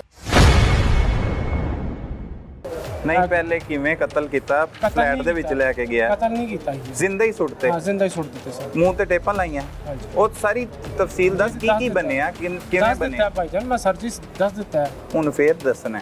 ਦੱਸ, ਉਹ ਗੱਲ ਦੁਬਾਰਾ ਦੱਸ। ਮੈਨੂੰ ਕਦੋਂ ਦੱਸਿਆ ਤੂੰ? ਉਹ ਹੁਣੀ ਦੱਸ ਤੇ ਰਿਹਾ ਸਰ ਜੀ। ਤੇ ਦੱਸ ਨਾ, ਤਫਸੀਲੀ ਦੱਸ ਕਿਵੇਂ ਕਤਲ ਕੀਤਾ। ਤਫਸੀਲੀ ਦੱਸ ਸਰ। ਤੁਸੀਂ ਇਸ ਤਰ੍ਹਾਂ ਕਹਿ ਰਹੇ ਜਿਵੇਂ ਤੁਹਾਨੂੰ ਕਨਫਰਮ ਤੁਸੀਂ ਆਪਣੀ ਅੱਖੀ ਵੇਖਿਆ ਕਰਦੇ ਆ। ਮੈਨੂੰ ਦੇਖਿਆ ਤੁਸੀਂ ਮੈਨੂੰ? ਬੱਚੇ ਜ਼ਿੰਦਾ ਹੈ? ਜ਼ਿੰਦਾ ਬੱਚੇ? ਮੈਨੂੰ ਨਹੀਂ ਪਤਾ, ਉਹਨਾਂ ਨੂੰ ਪੁੱਛੋ ਜਿਨ੍ਹਾਂ ਦੇ ਹੈਗੇ ਸਨ। ਮਰ ਗਏ ਉਹ ਤੇ? ਉਹਨਾਂ ਦੀਆਂ ਲਾਸ਼ਾਂ ਵੀ ਲੱਭ ਗਈਆਂ? ਤੈਨੂੰ ਕਿਉਂ ਨਹੀਂ ਪਤਾ? ਮੈਨੂੰ ਨਹੀਂ ਪਤਾ। अच्छा की कितना है तू? लाश कितने लब की लाश? नाजरीन, सफाक दरिंदा वो मुलजिम हमारे साथ मौजूद है जिसने अपने 3 कमसिन सौतेले भाइयों को बेदर्दी के साथ मौत के घाट उतारा। किस तरह वो हमें भी घुमाता रहा, कितना वो शातिर है, कैसे उसे मुलजिम ने गिरफ्तार किया वो तो बताया, लेकिन इसने ये कत्ल की वारदात किस तरह से की और कितने अरसे ये रूपोश रहा, कहाँ कहाँ क्या कुछ करता रहा, ये इसी की जुबानी आपको सुनाते हैं। किवें कत्ल किया? ਗੱਡੀ 'ਚ ਬਿਠਾ ਕੇ ਸਿਆਲਕੋਟ ਲੈ ਕੇ ਗਿਆ। अच्छा। ਠੀਕ ਹੈ। ਉੱਥੇ ਕਮਰੇ ਦੇ ਵਿੱਚ ਜਾ ਕੇ ਹੱਥ ਬੰਨੇ ਤੇ ਮੂੰਹ ਤੇ ਟੇਪ ਲਾਈ। ਉਸ ਤੋਂ ਬਾਅਦ ਉਹਨਾਂ ਨੂੰ ਤੋੜੇ ਸੁੱਟਿਆ ਤੇ ਵੱਡਾ ਵਾਲਾ ਜਿਹੜਾ ਕਚਰੇ ਦਾ ਡਰਮ ਹੁੰਦਾ ਉਹਦੇ 'ਚ ਸੁੱਟ ਦਿੱਤਾ। ਕਚਰੇ ਦੇ ਡਰਮ 'ਚ ਸੁੱਟਤਾ? ਸਿਆਲਕੋਟ ਦੇ ਵਿੱਚ ਹੀ? ਕਿਹੜੀ ਜਗ੍ਹਾ? ਸਿਆਲਕੋਟ ਸਿਵਲ ਹਸਪਤਾਲ ਵਾਲਾ ਜਿਹੜਾ ਰੋਡ ਹੈ ਨਾ, ਉਹ ਵਾਲਾ ਰੋਡ। ਉਹ ਪਹਿਲੇ ਤੋਂ ਕਚਰੇ ਦਾ ਡਰਮ ਵੇਖਿਆ ਸੀ ਕਿ ਇੱਥੇ ਸੁੱਟਣਾ? ਹਾਂਜੀ। ਠੀਕ ਹੈ। ਚੀਜ਼ਾਂ ਕਿੱਥੋਂ ਲਿੱਤੀਆਂ ਜਿਹੜੀਆਂ ਬੰਨੀ, ਟੇਪ, ਹਾਰਡਵੇਅਰ ਦੀ ਦੁਕਾਨ ਤੋਂ? ਕਿੰਨੀ ਦੇਰ ਤੋਂ ਲਿੱਤੀਆਂ? ਕਮਰੇ 'ਚ ਹੀ ਪਈਆਂ ਸੀ? ਨਹੀਂ, ਹਫਤਾ ਪਹਿਲੇ। ਕਮਰੇ 'ਚ ਪਈਆਂ ਸੀ ਗੱਡੀ 'ਚ ਸੀ? ਹਫਤਾ ਪਹਿਲੇ ਲੈ ਲਈਆਂ ਲੈ ਲਈਆਂ ਸਨ, ਹਾਂ। ਠੀਕ ਹੈ, ਫਿਰ ਕਿੱਥੇ ਲੈ ਕੇ ਗਿਆ? ਫਿਰ ਉਸੇ ਰੂਮ ਦੇ ਵਿੱਚ ਉਹ ਚੀਜ਼ਾਂ ਰੱਖੀਆਂ ਹੋਈਆਂ ਸਨ, ਸਿਆਲਕੋਟ ਤੋਂ ਖਰੀਦੀਆਂ ਸਨ। ਠੀਕ ਹੈ, ਬੱਚਿਆਂ ਨੂੰ ਸੁੱਟ ਕੇ ਕਿੱਥੇ ਚਲਾ ਗਿਆ? ਫਿਰ ਉਸ ਤੋਂ ਬਾਅਦ ਗੱਡੀ ਵਾਪਸੀ ਪਾਰਕਿੰਗ ਤੇ ਖਿਲਾਰੀ ਲਾਹੌਰ ਆ ਕੇ। ਹਾਂ। ਤੇ ਗੱਡੀ ਦਾ ਜਿਹੜਾ ਓਨਰ ਸੀ ਉਹਨੂੰ ਚਾਬੀ ਸੈਂਡ ਕਰ ਦਿੱਤੀ ਵਾਇਆ ਡਾਈਵੋ। ਤੇ ਖੁਦ ਮੈਂ ਕਰਾਚੀ ਚਲਾ ਗਿਆ। ਖੁਦ ਕਰਾਚੀ ਚਲਾ ਗਿਆ, ਰੂਪੋਸ਼ ਹੋ ਗਿਆ। ਠੀਕ ਹੈ, ਘਰ ਕਿਸੇ ਨਾਲ ਨਹੀਂ ਰਾਬਤਾ ਹੋਇਆ? ਘਰ ਵਾਲਦ ਸਾਹਿਬ ਨਾਲ ਹੋਇਆ ਸੀ, ਤੇ ਵਾਲਦ ਸਾਹਿਬ ਨੇ ਉਦੋਂ ਮੈਨੂੰ ਕਿਹਾ ਕਿ ਤੂੰ ਇਹ ਗਲਤ ਕੀਤਾ ਹੈ। ਵਾਲਦ ਨੂੰ ਪਤਾ ਲੱਗ ਗਿਆ? ਜੀ। ਕਿਵੇਂ ਪਤਾ ਲੱਗਾ? ਮੈਂ ਫੋਨ ਕਰਕੇ ਆਪ ਦੱਸਿਆ ਸੀ। ਕੀ ਦੱਸਿਆ? ਕਿ ਇਹ ਕੰਮ ਮੇਰੇ ਕੋਲ ਹੋ ਗਿਆ, ਮੈਂ ਕਤਲ ਕਰਤੇ ਬੱਚੇ। ਮੈਂ ਮਤਲਬ ਕਚਰੇ ਦੇ ਡਰਮ 'ਚ ਸੁੱਟ ਦਿੱਤੇ ਨੇ। ਅੱਛਾ। ਇਸ ਤਰੀਕੇ ਨਾਲ ਜਾ ਕੇ ਵੇਖ। ਕਿੰਨੀ ਦੇਰ ਬਾਅਦ? ਉਸ ਤੋਂ ਤਕਰੀਬਨ ਘੰਟੇ ਬਾਅਦ ਜਾਂ ਅੱਧੇ ਘੰਟੇ, ਜਦੋਂ ਗੱਡੀ ਖੜੀ ਕੀਤੀ, ਗੱਡੀ ਖੜੇ ਕਰਨ ਦੇ ਬਾਅਦ। ਮਤਲਬ ਸਿਆਲਕੋਟ ਦਾ ਇੱਧਰੋਂ 1.5 ਘੰਟੇ ਦਾ ਸਫ਼ਰ ਹੈ? ਨਹੀਂ, ਸਵਾ ਦੋ ਘੰਟੇ ਬਾਅਦ ਆ ਕੇ ਇੱਥੇ ਆ ਕੇ ਦੱਸਿਆ ਨਾ, ਜਦੋਂ ਗੱਡੀ ਖੜੀ ਕੀਤੀ ਤੇ 2-3 ਘੰਟੇ ਬਾਅਦ ਦੱਸਿਆ। ਹਾਂਜੀ। ਕਤਲ ਕਰਨ ਤੋਂ। ਠੀਕ ਹੈ, ਫੇਰ ਕਿੱਥੇ ਗਿਆ? ਫਿਰ ਮੈਂ ਅਬੂ ਨੇ ਆਖਿਆ ਕਿ ਤੂੰ ਮਰ ਗਿਆ ਸਾਡੇ ਲਈ, ਤੇ ਤੂੰ ਦਫਾ ਹੋ ਜਾ, ਅੱਜ ਤੋਂ ਬਾਅਦ ਘਰ ਨਾ ਵੜੀ। ਤੇ ਫਿਰ ਉਸ ਤੋਂ ਬਾਅਦ ਮੈਂ ਕਰਾਚੀ ਚਲਾ ਗਿਆ। ਕਰਾਚੀ ਭੱਜ ਗਿਆ? ਜੀ। ਕਿੰਨੀ ਦੇਰ ਰਿਹਾ ਕਰਾਚੀ? 5 ਸਾਲ ਕਰਾਚੀ ਰਿਹਾ, 3 ਸਾਲ ਲਾਹੌਰ ਰਿਹਾ। ਕੀ ਕੁਛ ਕਰਦਾ ਰਿਹਾ ਉੱਥੇ? ਉੱਥੇ ਡਰਾਈਵਿੰਗ ਦੀ ਜੌਬ ਹੀ ਕਰਦਾ ਰਿਹਾ ਮੈਂ। ਅੱਛਾ, ਕਿਵੇਂ ਕਰਦਾ ਰਿਹਾ? ਸ਼ਨਾਖਤੀ ਕਾਰਡ ਨਹੀਂ ਦਿੱਤਾ ਆਪਣਾ? ਹਾਂ, ਸ਼ਨਾਖਤੀ ਕਾਰਡ ਦਿੱਤਾ, ਡਰਾਈਵਿੰਗ ਲਾਇਸੈਂਸ ਦਿੱਤਾ, ਈਚ ਐਂਡ ਐਵਰੀਥਿੰਗ, ਪੂਰੇ ਡਾਕੂਮੈਂਟ ਦਿੱਤੇ ਮੈਂ। ਅੱਛਾ। ਈਵਨ ਕਿ ਜਦੋਂ ਕਰੋਨਾ ਦਾ ਜਿਹੜਾ ਕਾਫੀ ਦੌਰ ਸੀ, ਤੇ ਉਦੋਂ ਕਰੋਨਾ ਵੈਕਸੀਨ ਵੀ ਕਰਾਈ, ਕਰੋਨਾ ਵੈਕਸੀਨ ਕਾਰਡ ਵੀ ਬਣਿਆ, ਹਰ ਜਗ੍ਹਾ ਮੈਂ ਚੈੱਕ ਹੁੰਨਾ ਸਾਂ। ਬੀਵੀ ਤੇ ਬੱਚੀ, ਉਹਨਾਂ ਨਾਲ ਕੋਈ ਰਾਬਤਾ ਨਹੀਂ ਸੀ? ਨਹੀਂ, ਕਿਸੇ ਨਾਲ ਕੋਈ ਰਾਬਤਾ ਨਹੀਂ ਸੀ। ਅੱਛਾ, ਕਿੰਨੀ ਦੇਰ ਰਿਹਾ ਕਰਾਚੀ? 5 ਸਾਲ। ਫਿਰ ਉਸ ਤੋਂ ਬਾਅਦ? ਫਿਰ ਉਸ ਤੋਂ ਬਾਅਦ ਮੈਂ ਹੁਣ 3 ਸਾਲ ਪਹਿਲੇ ਲਾਹੌਰ ਵਾਪਸ ਆਇਆ ਸੀ। 3 ਸਾਲ ਪਹਿਲੇ? ਹਾਂ। ਇੱਥੇ ਕਿੱਥੇ ਰਿਹਾ? ਇੱਥੇ DH ਰਿਹਾ। पहले फेज़ 1, फेज़ 4, फेज़ 6, अब लास्ट में फेज़ 4, फिर फेज़ 4। ਇੰਨਾ ਮੁਤਮਈਨ ਹੈ, ਨਿੱਕੇ ਨਿੱਕੇ ਬੱਚੇ ਆਪਣੇ ਸੁਤੇਲੇ ਭਰਾ ਕਤਲ ਕੀਤੇ ਏਡੀ ਬੇਦਰਦੀ ਨਾਲ, 6 ਸਾਲ ਗੁਜ਼ਾਰੇ, ਕੋਈ ਸ਼ਰਮਿੰਦਗੀ ਨਦਾਮਤ ਕੁਝ ਵੀ ਨਹੀਂ? ਆਪਣੀ ਵੀ ਬੱਚੀ ਹੈ ਤੇਰੀ? है। ਕਿਦੋਂ ਹੀ ਕਿੱਥੇ ਆਂਦੀ ਹੈ ਤੈਨੂੰ ਨਦਾਮਤ? आपका सर जो जवाब था वो मैंने दे दी। ਕੀ ਸ਼ਰਮ ਕੀ ਆਂਦੀ ਹੈ? शर्म यही आती कि इस तरह नहीं सी होना चाहिए। ਕੀ ਹੋਣਾ ਚਾਹੀਦਾ ਸੀ? होना की होना चाहिए, बस अगों मेरे को फिलहाल नहीं सेंस नहीं है कि मैं मजीद सोच के गल का जवाब दूँ। ਇੰਨੀ ਦੌਰਾਨ ਮਫਰੂਰੀ ਦੇ ਦੌਰਾਨ ਖੌਫ ਨਹੀਂ ਆਂਦਾ ਸੀ ਕਿ ਮੈਨੂੰ ਪੁਲਿਸ ਫੜ ਲੇਗੀ, ਮੈਂ ਫੜਿਆ ਜਾਵਾਂਗਾ, ਇਹਦਾ ਇੰਜਾਮ ਕੀ ਹੋਏਗਾ? शुरू के 2 से 3 साल मुझे आया खौफ, उसके बाद नहीं आया। उसके बाद रिश्तेदारों ने यही कहा कि आपके जब वालिद साहब का इंतकाल हुआ था तो वो आपको माफ़ कर गए थे, आपका केस ख़त्म हो चुका है, आप घर वापस आ जाओ। अच्छा। तब भी मैं डर के आया था, और फिर तब आके मैं इधर पंजाब में रहने लगा था। पंजाब से रहना शुरू करता? किथे? लाहौर। अच्छा, घर जांदा सी? हाँ। बीवी ਨੂੰ ਮਿਲਦਾ ਸੀ? बीवी तो उधर डिवोर्स हो गई सी। वो किस वजह तो? वो इसलिए क्योंकि मैं फरार हो गया था। अच्छा, इसलिए ਉਹਨੇ ਤਲਾਕ ਲੈ ਲਈ। हाँ। ਤੇ ਵਾਲਦ ਕਿਹਦੀ ਵਜ੍ਹਾ ਤੋਂ ਮਰਿਆ? ਤੇਰਾ ਵਾਲਦ? वो अपनी आई ना मरे ने। ਕੋਈ ਅਫਸੋਸ ਨਹੀਂ ਸੀ ਉਹਨੂੰ ਕਿ ਉਹਦੇ ਬੱਚੇ ਜਿਹੜੇ ਦੂਸਰੇ ਸੀ? ਅਫਸੋਸ ਉਹਨਾਂ ਨੂੰ ਸਿਰਫ ਉਹਨਾਂ ਦਾ ਸੀ, ਮੈਂ ਬਰਬਾਦ ਹੋਇਆ ਜਾਂ ਮੇਰੀ ਜ਼ਿੰਦਗੀ ਖਤਮ ਹੋ ਗਈ, ਇਸ ਚੀਜ਼ ਦਾ ਉਹਨਾਂ ਨੂੰ ਕੋਈ ਅਫਸੋਸ ਨਹੀਂ। ਕਿੰਨੇ ਕੀਤੀ ਤੇਰੀ ਜ਼ਿੰਦਗੀ ਬਰਬਾਦ? ਕਿਵੇਂ ਖਤਮ ਹੋਈ ਜ਼ਿੰਦਗੀ? ਤੇਰੇ ਕਾਰਨਾਮੇ ਦੀ ਵਜ੍ਹਾ ਤੋਂ ਨਹੀਂ ਹੋਈ ਹੈ ਜਿਹੜਾ ਤੂੰ ਸਰੰਜਾਮ ਦਿੱਤਾ, ਛੋਟੇ ਛੋਟੇ ਬੱਚੇ ਮਾਰਤੇ ਬੇਦਰਦੀ ਦੇ ਨਾਲ? लेकिन आप ये भी तो सोचे ना कि अगर मैंने ये काम किया भी है तो क्यों किया, मुझे क्या ज़रूरत थी? ते 10 वजह 10 ना बताओ, क्या वजह थी, क्यों किया? बाप के लिए किया, वो भी मर गया उसी गम में। अब इस चीज़ ऐसा करना चाहिए नहीं, करना नहीं था चाहिए। ਤੇਰੇ ਵਰਗੇ ਹੋਰ ਵੀ ਹੋਣਗੇ ਦਰਿੰਦਾ ਸਿਫਤ ਮੁਲਜ਼ਮਾਨ, ਉਹਨਾਂ ਨੂੰ ਕੀ ਕਹੇਗਾ? ਕੋਈ ਮੈਸੇਜ ਦੇ ਉਹਨਾਂ ਨੂੰ ਕਿ ਆਪਣੇ ਇੰਜ ਭਰਾਵਾਂ ਨੂੰ, ਸੁਤੇਲੇ ਛੋਟੇ ਛੋਟੇ ਮਾਸੂਮ ਬੱਚਿਆਂ ਨੂੰ ਕਤਲ ਕਰਨਾ ਹੈ, ਨਹੀਂ ਕਰਨਾ, ਕੀ ਕਰਨਾ? ਮੈਂ ਹੀ ਕਹਾਂਗਾ ਕਿ ਇਸ ਤੋਂ ਅੱਛਾ ਜਿਹੜਾ ਨਾ ਤੁਸੀਂ ਆਪਣੇ ਆਪ ਨੂੰ ਮਾਰ ਲਓ, ਕਿਸੇ ਨੂੰ ਨਾ ਮਾਰੋ। ਤੇ ਜ਼ਿੰਦਗੀ ਤਬਾਹ ਕੀ ਹੋਈ ਹੋ ਫਿਰ? ਤੇਰੀ ਕੋਈ ਗੱਲ ਨਾ ਰਹਿ ਜਾਵੇ ਨਾ, ਤੇਰੀ ਵੀ ਤੇ ਸੁਣਾਣੀ ਹੈ। ਤੇਰੀ ਜ਼ਿੰਦਗੀ ਕੀ ਤਬਾਹ ਹੋਈ? ਉਹ ਜਿਹੜੀ ਮਾਂ ਉਜੜ ਗਈ, ਜਿਹਦੇ 3 ਬੱਚੇ ਸੀ, ਆਸਰਾ ਸੀ, ਉਹ ਕੱਲੀ ਰਹਿ ਗਈ ਹੈ, ਉਹਦਾ ਬੰਦਾ ਵੀ ਮਰ ਗਿਆ ਬਾਅਦ ਦੇ ਵਿੱਚ, ਉਹਦੀ ਨਹੀਂ ਜ਼ਿੰਦਗੀ ਤਬਾਹ ਹੋਈ? ਉਹਨਾਂ ਦੇ ਕੋਲ ਤੇ ਆਲਰੇਡੀ 2 ਬੇਟੇ ਪਹਿਲੇ ਹੈ ਨੇ, ਪਹਿਲੇ ਸ਼ੋਰ 'ਚ। ਅੱਛਾ। ਉਹ ਜਿਹੜੇ ਖਾਤੂਨ ਨੇ ਨਾ, ਉਹਨਾਂ ਦੇ 2 ਬੇਟੇ ਪਹਿਲੇ ਸ਼ੋਹਰ 'ਚ ਹੈਗੇ ਨੇ। ਉਹਨਾਂ ਦੀ ਕਾਫੀ ਵੱਡੀ ਫੈਮਿਲੀ ਹੈ, ਕੋਈ 7-8 ਭੈਣਾਂ ਨੇ, ਕੋਈ 3-4 ਭਰਾ ਨੇ। ਜਿਨ੍ਹਾਂ ਦੇ ਇੰਜ 2 ਕੁ ਬੱਚੇ ਹੋਰ ਹੋਣ ਤੇ ਉਹਨਾਂ ਦੇ 3 ਕੁ ਬੱਚੇ ਮਾਰ ਦੇਣੇ ਚਾਹੀਦੇ, ਬਾਕੀ ਬੱਚੇ ਮਾਰ देने। सर इन चीज़ों का जवाब मेरे पास है। प्लीज़, आपने जो पहले पूछा A to Z मैंने आपको बताया। ठीक है, ਇਹ ਕੀਤਾ ਜਿਹੜਾ ਕੰਮ, ਇਹਦੀ ਸਜ਼ਾ ਹੋਣੀ ਚਾਹੀਦੀ? जी, सज़ा तो होनी चाहिए। ਹੋਣੀ ਚਾਹੀਦੀ। ਕੀ ਸਜ਼ਾ ਹੁੰਦੀ ਕਤਲ ਦੀ? सज़ाए मौत या उम्र कैद। ਹਾਂ, ਕੀ ਹੋਣਾ ਚਾਹੀਦਾ ਤੈਨੂੰ? ਇਹ ਜੱਜ ਆਪਣੇ ਜ਼ਮੀਰ ਦੇ ਵਿੱਚ ਉਂਝ ਹੀ ਉਹ ਤੇ ਜੱਜ ਦੇਗਾ। ਤੈਨੂੰ ਕੀ ਲੱਗਦਾ, ਤੈਨੂੰ ਕਿਹੜੀ ਸਜ਼ਾ ਹੋਣੀ ਚਾਹੀਦੀ? ਸਰ ਇਸ ਚੀਜ਼ ਦੇ ਤੇਰਾ ਬਾਰੇ ਦਿਲ ਕੀ ਕਰਦਾ ਹੈ? ਮਰ ਜਾਣਾ ਚਾਹੀਦਾ ਤੈਨੂੰ? ਸਜ਼ਾਏ ਮੌਤ ਹੋਣੀ ਚਾਹੀਦੀ? ਸਰ ਇਸ ਚੀਜ਼ ਦੇ ਬਾਰੇ ਮੈਂ ਨਹੀਂ ਜਵਾਬ ਦੇ ਸਕਦਾ। ਅੱਛਾ, ਮਾਫੀ ਹੋਣੀ ਚਾਹੀਦੀ। ਦੋਨਾਂ ਵਿੱਚੋਂ ਇੱਕ ਆਪਸ਼ਨ ਲੈ ਲੈ ਨਾ। दोनों से एक ऑप्शन ले ला। आप ही बता दें फिर क्या होना चाहिए। अच्छा चलें, आप पॉइंट टू पॉइंट बात पूछें। पॉइंट टू पॉइंट ये जो कत्ल किया, हाँ ये ठीक किया? नहीं, गलत किया। ਉਹਨਾਂ ਦਾ ਕੀ ਕਸੂਰ ਸੀ ਮਾਸੂਮ ਬੱਚਿਆਂ ਦਾ? ਉਹਨਾਂ ਦਾ ਕੋਈ ਕਸੂਰ ਨਹੀਂ ਸੀ ਤੇ ਉਹਨਾਂ ਨੂੰ ਸਜ਼ਾ ਕਿਉਂ ਦਿੱਤੀ? ਅੱਗੋਂ ਦੱਸ ਰਹੇ ਉਹਦੀ ਮਾਂ ਦੇ ਹੋਰ ਵੀ 2 ਬੱਚੇ ਨੇ। नहीं तो अगर जो मुझे एक 10 साल, 4 साल, 6 ठीक है, साल, आप हाँ। इसी बात पे मैं जवाब देता हूँ। उनका क्या कसूर था? जब मैं बचपन में था, जब मेरे वालिद साहब मेरे पास नहीं रहे, मुझे फादर की नेग्लिजेंसी मिली, मेरा क्या कसूर था? इस ਤੇ चीज़ का ਉਹਨਾਂ आप जवाब दे दें, आप आम ਉਹ दे दें। ਮਾਸੂਮ ਬੱਚਿਆਂ को बदला लेना उस चीज का। आओ तो फसाद की जड़ तो वही थे ना। वो बच्चे वो फसाद की जड़ थे, सही वो बात है। छोटे छोटे की फसाद पाया सर सर आपने जो मर्डर वगैरह का पूछना था वो पूछ लिया, मैंने बता दिया। प्लीज़, शुक्रिया। नाजरीन, आपने सुना कैसे ये दरिंदा स्विफ्ट और शातिर मुलजिम जो अपने बयानात को बार बार तब्दील कर रहा था, लेकिन उसने ये कत्ल की घिनौनी वारदात किस तरह से की वो भी सब कुछ बताया। उसका ये कहना था कि उसके साथ जो बचपन में हुआ उसे वालिद का वक्त नहीं मिला, उसने ये बदला उन मासूम कम सिन बच्चों से लिया। उन्होंने बेदर्दी के साथ मौत के घाट उतार दिया। कितनी उससे शर्मिंदगी है, कितनी नदामत है, और उसकी गुफ्तगू और उसके बात करने का अंदाज आपने खुद ही देख लिया है। अब पुलिस इस केस में किस तरह से इसे सज़ा दिलवाएगी, किस तरह से इस केस को लेके चलेगी, वो भी आपको बताएंगे। नाजरीन, हमारे साथ मौजूद हैं SHO लियाकताबाद शेख इमरान अनवार। उन्हीं की ज़ुबानी जानते हैं कि उन्होंने ये दरिंदा सिर्फ मुलजिम को कैसे गिरफ्तार किया जिसने अपने ही 3 कमसिन सौतेले भाइयों को 6 साल कबल बेदर्दी के साथ मौत के घाट उतार दिया था। बहुत शुक्रिया इमरान साहब, आपने वक्त दिया है। इमरान साहब, ये दरिंदा सिफ्त मुलजिम जिसने इतनी घिनौनी वारदात की, मासूम बच्चों को 6 साल कबल बेदर्दी के साथ कत्ल कर दिया, कैसे आप इस तक पहुँचे और फिर गिरफ्तारी किस तरह से अमल में लाई गई, और ये वाक़या है क्या, किस वजह से इसने ये कत्ल की वारदात की? बिस्मिल्लाहिर्रहमानिर्रहीम, बहुत शुक्रिया। ये 2016 में थाना लियाकताबाद में अगवा का एक मुकदमा दर्ज होता है जिसमें ये इश्तिहादी मुलज़म हारून वारिस मसीह ये अपने 3 कमसिन भाइयों को शॉपिंग करवाने के लिए घर से पिक करता है और इसको सीधा ले जाता है सियालकोट। सही। जो ये इश्तिहादी मुलज़म है, ये सियालकोट सिविल अस्पताल में ड्राइवर की नौकरी करता था।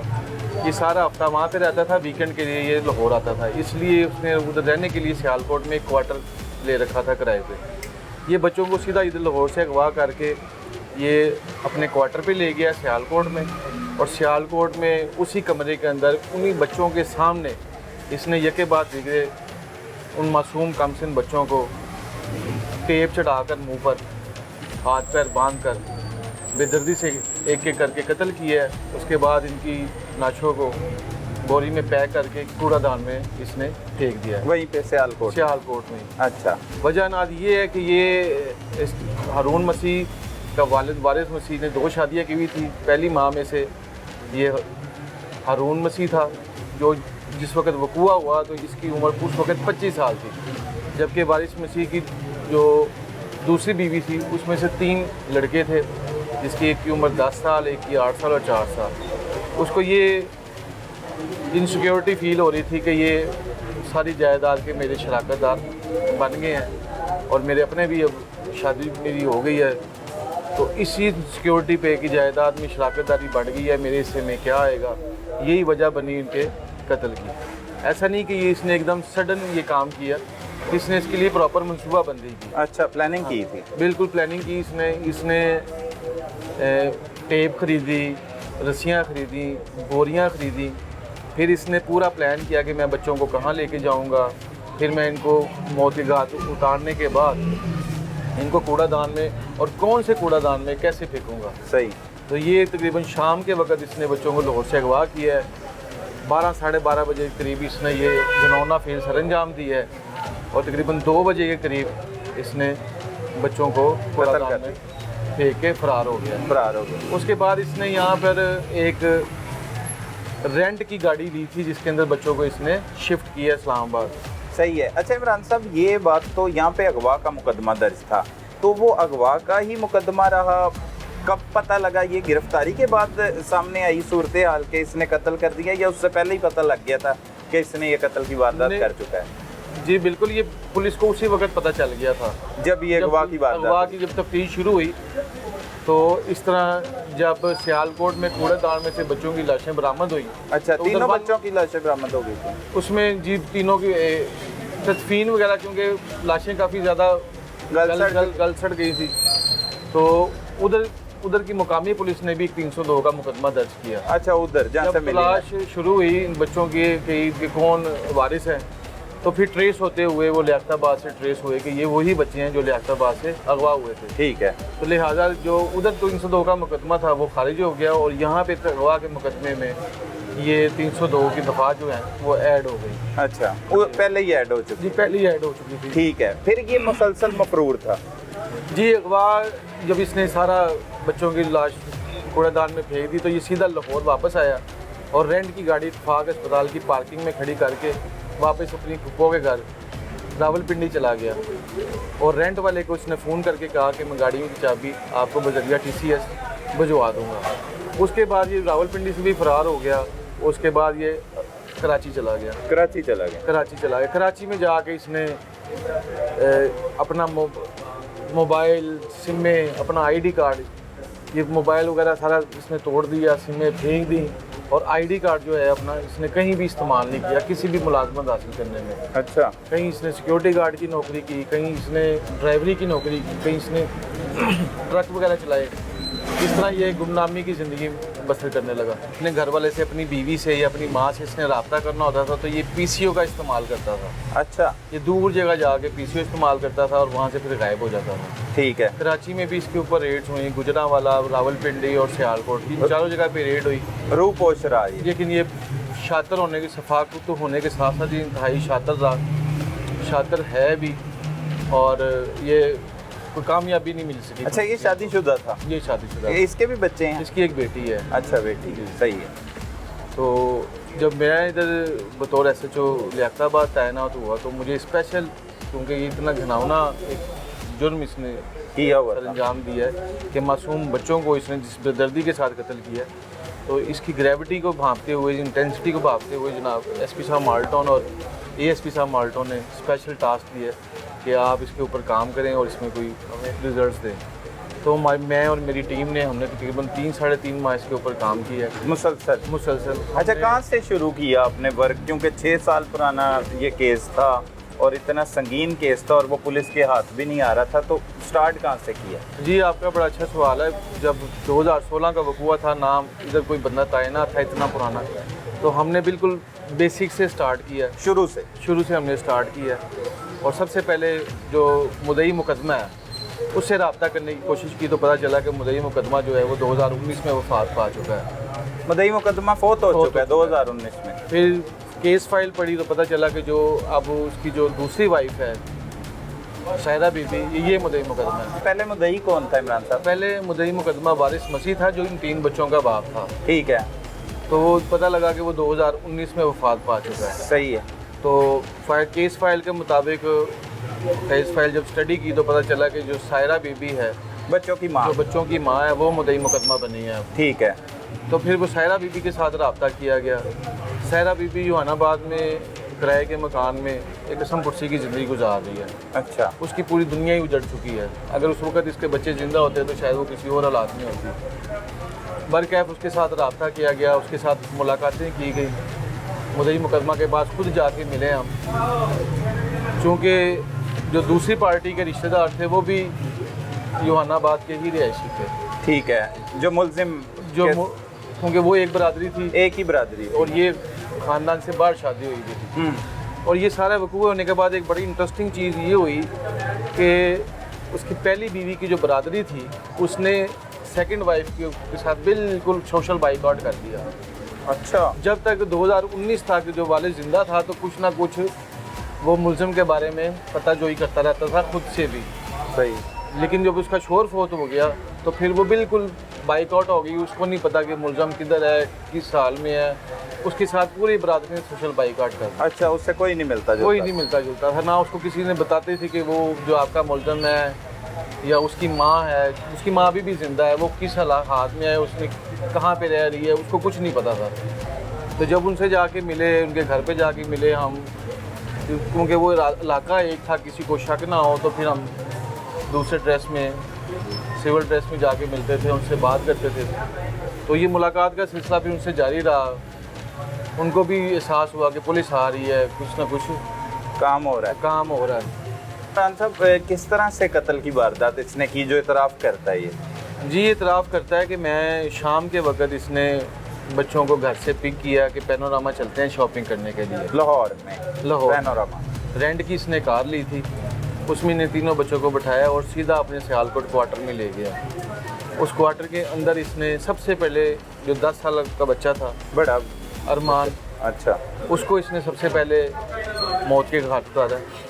जब बच्चों ने, बाकी 2 बच्चों ने पूछा कि इसको ये क्या कर रहे हो आप, छुरियां मार के कत्ल किया? कैसे नहीं, किया? इसने मुंह पे इसके टेप लपेट के, जो प्लास्टिक की टेप होती है, वो मुंह पे और नाक पे टेप लपेट कर, हाथ पैर बांध कर इसने ये जुर्म किया है। जब बच्चों ने, जो 2 बाकी बच्चे थे, उन्होंने पूछा कि क्या कर रहे हैं, तो उसने कहा चुप हो जाओ, खामोश हो जाओ, हम गेम खेल रहे हैं। अच्छा, ये कह के उनको चुप करवाया। पहले बड़े को मारा है, फिर छोटे को, फिर उससे छोटे को, इस तरह से मारा। तीनों को मार दिया? तीनों को मारा है। फिर उसने तसल्ली के साथ उनकी डेड बॉडीज पैक की हैं बोरे में, बोरा, रस्सियाँ और ये टेप। ये पहले से उसके ये बाद उसने मौजूद पहले उधर क्वार्टर में ला के रखी हुई थी। फिर इसने जिस कूड़ेदान में फेंकना था, वो कूड़ेदान भी इसने आइडेंटिफाई किया हुआ था। अच्छा, कि जहाँ पे फेंक जहाँ फेंकना है। फिर इसको ये भी पता था कि मैं इतने बजे निकलूँगा बोरियाँ लेके, तो रास्ते में कोई नहीं होगा, सुनसान जगह होगी। तो इसने रात 2 बजे का टाइम, इसने कहता है कि मैंने इंतखाब किया कि 2 बजे के करीब वहाँ पे कुछ नहीं होता। अच्छा, और मैं उस वक्त जाकर उधर फेंक के, और ये फेंक के फिर फेंक के फिर फरार हो। नाजरीन, जिस तरह से सफाक मुल्जिम ने 3 मासूम बच्चों को बेदर्दी के साथ मौत के घाट उतारा, इससे कैफरे किरदार तक ज़रूर पहुँचना चाहिए। किस तरह से लियाकताबाद पुलिस ने अनथक मेहनत की और मेहनत के बाद ये 6 साल से मफरूर, शातिर और सफाक मुल्जिम को गिरफ्तार किया, जिसने अपने ही मासूम भाइयों को बेदर्दी से कत्ल किया और कत्ल के करने के बाद सियालकोट में कूड़े के ड्रम में उन्हें फेंक दिया। और उसके बाद ये पाकिस्तान के मुख्तलिफ इलाकों में अपनी ज़िंदगी बसर कर रहा था। कभी कराची में रहता था, कभी सियालकोट, और कभी इर्द गिर्द जो रावलपिंडी, ऐसे समेत मुख्तलिफ जगह पर शवाहिद भी मिलते थे और पुलिस की टीमों भी तश्कील दी गई थी इसकी गिरफ्तारी के लिए। लेकिन ये मुल्ज़िम इतना शातिर था, ये किसी भी टीम के हाथ नहीं आया। लेकिन ऑपरेशन पुलिस जो लियाकताबाद है, उन्होंने 6 साल बाद इस सफाक मुल्ज़िम को गिरफ्तार करके जो है वो ये साबित कर दिया है कि जुर्म कभी भी नहीं छुपता। और इस सफाक मुल्ज़िम के हवाले से पुलिस का कहना है कि इससे कैफरे किरदार तक पहुंचाने के लिए तमाम शवाहिद इकट्ठे कर लिए गए हैं और इस इकरार वाक़या सज़ा दिलवाई जाएगी। हमारा भी मुतालबा है कि ऐसे मुल्ज़मान को सख्त से सख्त सज़ा देनी चाहिए, ताकि आइंदा ऐसा करने से पहले कोई भी 1000 नहीं, लाख नहीं, करोड़ों बार ज़रूर सोचे कि इसका अंजाम क्या हो सकता है। नाजरीन, हमारे साथ वो गमज़दा वालदा मौजूद है जिसके 3 जिगर गोशों को, कमसिन बच्चों को इसी के सुतेले बेटे ने बेदर्दी के साथ मौत के घाट उतार दिया। उस वालदा पर क्या बीती, उसकी ज़िंदगी का वो तीनों बेटे सहारा थे, किस तरह से वक्त गुजरा और ये सब कुछ कैसे हो गया, ये उसी वालदा की ज़ुबानी आपको सुनाते हैं। माँ जी, बड़ा अफसोसनाक वाक़या किवें हो गया, कदों तुहाडी शादी हुई ते वारस नामी शख्स दे नाल शादी हुई ते की होया, ऐ सब कुछ होया किवें? शादी तो बात बस ठीक ठाक सी, कोई मसला ही नहीं सी। बस जो कैरी डब्बा है ना, बस वो बेचया, ਉਹਦੇ ਤੇ ਇਹਨੇ ਰੌਲਾ ਪਾ ਛੱਡਿਆ ਕਿ ਕਿਉਂ ਵੇਚਿਆ। ਅੱਛਾ, ਕਿ ਵੀ ਉਹ ਮੇਰੀ ਕੁੜੀ ਦਾ ਸੀ, ਉਹਦੀ ਆਪਣੀ ਜਿਹੜੀ ਬੇਟੀ ਸੀ ਨਾ ਹਰੂਨ ਦੀ, ਕਹਿੰਦਾ ਉਹਦਾ ਫੇਰ ਦਾ ਕੈਰੀ ਡੱਬਾ ਸੀ, ਕਿਉਂ ਵੇਚਿਆ, ਉਹਦੀ ਗੱਡੀ ਸੀ। ਤੇ ਬਸ ਇਸ ਗੱਲ ਤੋਂ ਇੰਨਾ ਕਹਿੰਦਾ ਸੀ ਹੁਣ ਪੈਸੇ ਦਿਓ, ਤੇ ਨਹੀਂ ਸੀ ਵੇਚਣਾ ਚਾਹੀਦਾ। ਹਾਲੇ ਕੋਲ ਘਰ ਵੀ ਦੇਤਾ, ਗੱਡੀ ਵੀ ਦੇਤੀ, ਉਹਦੇ ਕੋਲ ਗੱਡੀ ਆਪਣੀ ਇੱਕ ਲਹਿਦਾ ਸੀ, ਗੱਡੀ ਵੀ ਆਪਣੀ ਲਹਿਦਾ ਸੀ, ਹੋਂਡਾ ਇੱਕ ਉਹਦਾ ਆਪਣਾ ਲਹਿਦਾ ਸੀ, ਗੱਡੀ ਵੀ ਆਪਣੀ ਸੀ ਹੁੰਦੀ, ਤੇ ਘਰ ਵੀ ਉਹਦਾ ਆਪਣਾ ਸਭ ਮਸਾ ਕਮਾ ਵੀ ਅੱਛਾ ਖਾਸਾ ਰਿਹਾ ਸੀ। ਤਾਂ ਇਹ ਵਾਸ ਨੇ ਕਿਹਾ ਵੀ ਚਲੋ ਗੱਡੀ ਕੈਰੀ ਡੱਬਾ ਮੇਰੇ ਕੋਲ ਕੰਮ ਨਹੀਂ ਹੋ ਰਿਹਾ, ਹੁਣ ਗੱਡੀ ਨਹੀਂ ਚੱਲਦੀ, ਬਸ ਬ੍ਰੇਕਾਂ ਨਹੀਂ ਚੱਲਦੀ, ਕਮੋਰਿਆਂ ਦਾ ਮਸਲਾ ਸੀ। ਇੱਕ ਬੋਰਾ ਟੁੱਟਾ ਸੀ, ਕਹਿੰਦਾ ਗੱਡੀ ਨਹੀਂ ਮੇਰੇ ਕੋਲ ਚੱਲਦੀ ਤੇ ਮੈਂ ਨਾ ਗੱਡੀ ਵੇਚ ਕੇ ਨਾ ਤੇ ਗਿਰਵੀ ਮਕਾਨ ਲੈ ਲੈਂਦੇ। ਤੁਹਾਡੇ ਸ਼ੌਹਰ ਨੇ ਕਿਹਾ? ਹਾਂਜੀ, ਕਿਉਂਕਿ ਅਸੀਂ ਅੱਛਾ। ਕਿਰਾਏ ਤੇ ਜੀ ਰਹਿੰਦੇ ਸਾਂ ਹੂੰ ਤੇ ਕੰਮ ਸਿਰਫ ਮੈਂ ਹੀ ਕਰ ਨਹੀਂ ਸਾਂ, ਕੰਮ ਤਾਂ ਉਹਨਾਂ ਕੋਲ ਹੁੰਦਾ ਹੀ ਨਹੀਂ ਸੀ। ਹੂੰ ਤੇ ਉਹਨਾਂ ਨੇ ਕਿਹਾ ਵੀ ਤੁਸੀਂ ਨਾ ਗੱਡੀ ਮੈਂ ਵੇਚ ਕੇ ਨਾ ਗਿਰਵੀ ਮਕਾਨ ਲੈ ਦਿੰਦਾ ਵਾ ਤੇ ਚਲੋ ਕਿਰਾਏ ਤੇ ਬਚੇਗਾ ਨਾ ਸਾਨੂੰ। ਤੇ ਉਹਨਾਂ ਗੱਡੀ ਵੇਚ ਕੇ ਤਾਂ ਸਾਨੂੰ ਮਕਾਨ ਕਿਰਾਏ ਗਿਰਵੀ ਲੈ ਦਿੱਤਾ। ਹੂੰ ਬਸ ਇੱਥੇ ਬਸ ਬਾਅਦ ਚ ਆਉਂਦਾ ਰਿਹਾ, ਬੱਚਿਆਂ ਨੂੰ ਪਿਆਰ ਕਰਦਾ ਰਿਹਾ, ਬੱਚਿਆਂ ਨੂੰ ਖਾਣ ਪੀਣ ਵੀ ਦਿੰਦਾ ਰਿਹਾ, ਮੇਰੇ ਪਿੱਛੋਂ ਵੀ ਆਉਂਦਾ ਰਿਹਾ। ਮੈਂ ਕੰਮ ਤੇ ਜਾਂਦੀ ਰਹੀ ਹਾਂ, ਪਿੱਛੋਂ ਆ ਕੇ ਬੱਚਿਆਂ ਨੂੰ ਰੋਟੀ ਪਾਣੀ ਦੇ ਕੇ ਚਾਹ ਪਾਣੀ ਦੇ ਕੇ ਜਾ ਕੌਣ ਆਂਦਾ ਸੀ? ਹਰੋਂ ਅੱਛਾ। ਬੜਾ ਨੇ ਮੁਤਮਿਨ ਸਾਨੂੰ ਕਰ ਦਿੱਤਾ ਸੀ, ਸਾਨੂੰ ਮੁਤਮਿਨ ਕਰ ਦਿੱਤਾ ਸੀ ਕਿ ਹੁਣ ਨਾ ਇਹ ਜ਼ੁਲਮ ਹੋਣ ਨਹੀਂ ਕਰੇਗਾ, ਇਹੋ ਜਿਹੀ ਹਰਕਤ ਨਹੀਂ ਕਰੇਗਾ ਕਦੇ ਵੀ। ਹੂੰ ਤੇ ਇਹਨੇ ਸਾਨੂੰ ਇਤਮਾਦ 'ਚ ਲਿਆ ਕੇ ਨਾ ਤੇ ਫਿਰ ਰਮਜ਼ਾਨ ਦੇ ਦਿਨ ਚੱਲ ਰਹੇ ਸੀ, ਨੇ ਕਿਹਾ ਸਾਨੂੰ ਨਾ ਕੱਪੜੇ ਲੈ ਕੇ ਦੇ ਰਹੇ ਨੇ ਬੱਚਿਆਂ ਨੂੰ। ਮਾਰੇ ਹਾਲਾਤ ਉਹਨਾਂ ਦੇ ਨਾਲ ਸਾਡੇ ਬਹੁਤ ਮਸਲ ਡਾਊਨ ਸੀ। ਹੂੰ ਤੁਸੀਂ ਲਹਿਦਾ ਰਹਿੰਦੇ ਸੀ? ਇਹ ਰੂਨ ਆਪਣੀ ਵਾਲਦਾ ਨਾਲ ਲਹਿਦਾ ਰਹਿੰਦਾ ਸੀ? ਇਹ ਲੈਦਾ ਭਰ ਕੇ ਲੈਦਾ ਰਹਿੰਦਾ ਸੀ। ਸ਼ਾਦੀशुदा ਵੀ ਸੀ, ਬੱਚੀ ਵੀ ਸੀ ਇਹ ਆਪਣੇ ਲੈਦਾ ਦੱਸਿਆ ਨਾ, ਹਰ ਘਰ ਬੁਆ ਸਭ ਕੁਝ ਇਹਦੇ ਕੋਲ ਸੀ। ਸਹੀ ਹੈ। ਤੇ ਇਹਨਾਂ ਨੂੰ ਸ਼ਾਦੀ ਦਾ ਲੇਟ ਪਤਾ ਲੱਗਾ? ਨਹੀਂ ਪਤਾ ਇਹਨਾਂ ਨੂੰ ਉਦੋਂ ਦਾ ਹੀ ਹੈ। ਅੱਛਾ। ਉਹ ਕਹਿੰਦਾ ਹੈ ਕਿ ਮੈਨੂੰ ਜਦੋਂ ਸ਼ਾਦੀ ਹੋਈ ਹੈ ਤੁਹਾਡੀ ਜਿਹੜੀ ਹੈ ਉਹ ਕਾਫੀ ਅਰਸੇ ਬਾਅਦ ਪਤਾ ਲੱਗਾ ਕਿ ਤੋਂ ਪਿੱਛੇ ਜਾ ਕੇ ਉਹਨੇ ਵੇਖਿਆ, ਉਦੋਂ ਕਹਿੰਦਾ ਬੱਚੇ ਜਵਾਨ ਹੋ ਗਏ ਸੀ, ਉਦੋਂ ਸਾਨੂੰ ਪਤਾ ਲੱਗਾ। ਇਹਨਾਂ ਨੂੰ ਤਾਂ ਸਭ ਨੂੰ ਹੀ ਪਤਾ ਹੈ। ਅੱਛਾ। ਕਿਉਂਕਿ ਇਹਦੀ ਬੀਵੀ ਖੁਦ ਨਾਲ ਸ਼ਾਦੀ ਕਰਾਉਣ ਦੇ ਚੱਕਰਾਂ 'ਚ ਸੀ। ਹੂੰ ਬਸ ਇਹਦੀ ਮਾਂ ਜਿਹੜੀ ਹੈ ਉਹਨੇ ਖੁਦ ਹੱਥੀਂ ਨਾਲ ਸ਼ਾਦੀ ਕਰਵਾਈ, ਇਹਦੀ ਮਾਂ ਨੇ। ਅੱਛਾ। ਮਾਂ ਨੂੰ ਪਤਾ ਸਾਰੇ। ਪਹਿਲੇ ਮੇਰੀ ਬੇਟੀ ਹੋਈ ਹੈ, ਹੂੰ ਬੇਟੀ ਉਹ ਫੌਤ ਹੋ ਗਈ 7 ਮਹੀਨੇ ਦੀ ਹੋ ਕੇ, ਫਿਰ ਉਸ ਤੋਂ ਬਾਅਦ ਬੇਟੇ ਹੋਏ ਨੇ ਮੇਰੇ। ਹੂੰ ਸਾਰਾ ਇਹਨਾਂ ਨੂੰ ਪਤਾ ਹੈ। ਬੇਟੀ ਮੈਨੂੰ ਤਾਂ ਵੇਖ ਕੇ ਇੰਨਾ ਰੋਇਆ ਜਦੋਂ ਫੌਤ ਹੋਈ ਜਿਸ ਦਿਨ। ਅੱਛਾ। ਇਹ ਬੜਾ ਰੋਇਆ ਤੇ ਇਹਨਾਂ ਸਭ ਨੂੰ ਪਤਾ ਹੈ। ਕਿਉਂ ਕਰਤਾ ਇਹਨੇ ਸਭ ਕੁਝ ਇਹੋ ਜਿਹਾ ਕੰਮ ਕਿ ਆਪਣੇ ਹੀ ਸਤੇਲੇ ਭਰਾ ਬੇਦਰਦੀ ਦੇ ਨਾਲ, ਐਡੀ ਬੇਦਰਦੀ ਨਾਲ ਮਾਸੂਮ ਬੱਚੇ ਮਾਰਤੇ ਉਹਨੇ? ਇਹਨੇ ਸਿਰਫ ਆਪਣੇ ਹੀ ਹਿੱਸੇ ਵਾਸਤੇ ਕਿ ਵੀ ਕੱਲ ਨੂੰ ਜਵਾਨ ਹੋਣਗੇ ਤੇ ਹਿੱਸਾ ਲੈਣਗੇ। ਜਾਇਦਾਦ ਦੀ ਲਾਲਚ ਦੀ ਵਜ੍ਹਾ। ਜਾਇਦਾਦ ਇੱਕ 9 ਮਰਲੇ ਦਾ ਘਰ ਸੀ, ਹੂੰ ਇੱਕ 7 ਮਰਲੇ ਦਾ ਘਰ ਸੀ, ਡਬਲ ਸਟੋਰੀ ਇਹਨੇ ਵੇਚ ਕੇ ਉਹ ਖਾ ਲਈ ਹੈ। ਹੂੰ ਇਕੱਲੇ ਨਹੀਂ।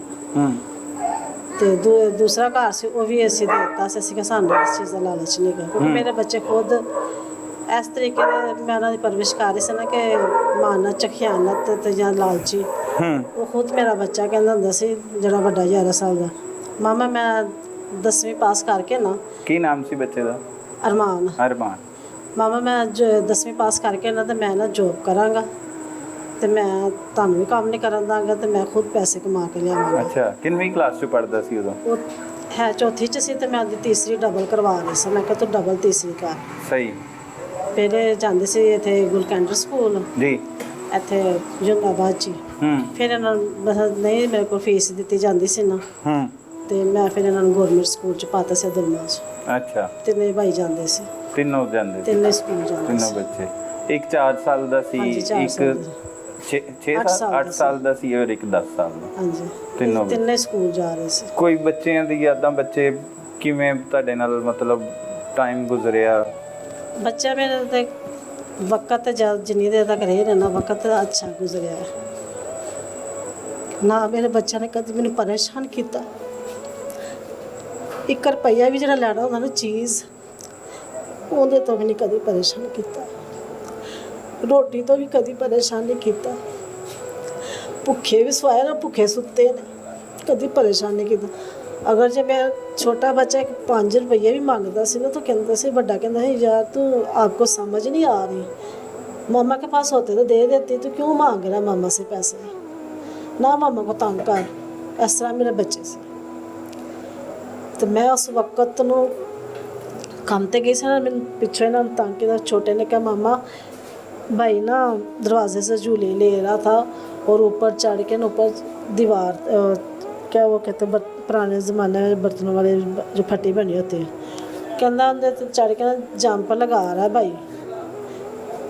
तो मैंने ना उनको बड़ा तीनों को दोनों को मारा, 2 बच्चों को। तो मैंने कहा कि भी लत्थ जो मगरो तुम मगरो क्यों नहीं जो लत्थ दे। बस वो एक जबान मेरे वो मैंने पछतावा जो ना अज तक नहीं मैंने भुलता। जुम्मे वाले दिन इंज मैं किया तो हफ्ते वाले दिन मेरे बच्चे चले गए, मेरे तो दूर हो गए। ਤੁਹਾਨੂੰ ਲੱਗਦਾ ਹੈ ਗੱਲ ਤੁਹਾਡੇ ਮੂੰਹ ਚੋਂ ਨਿਕਲੀ? हाँ जी, मैंने यही लगा कि मेरी बात पूरी हो गई। अल्लाह पाक सब्र दे।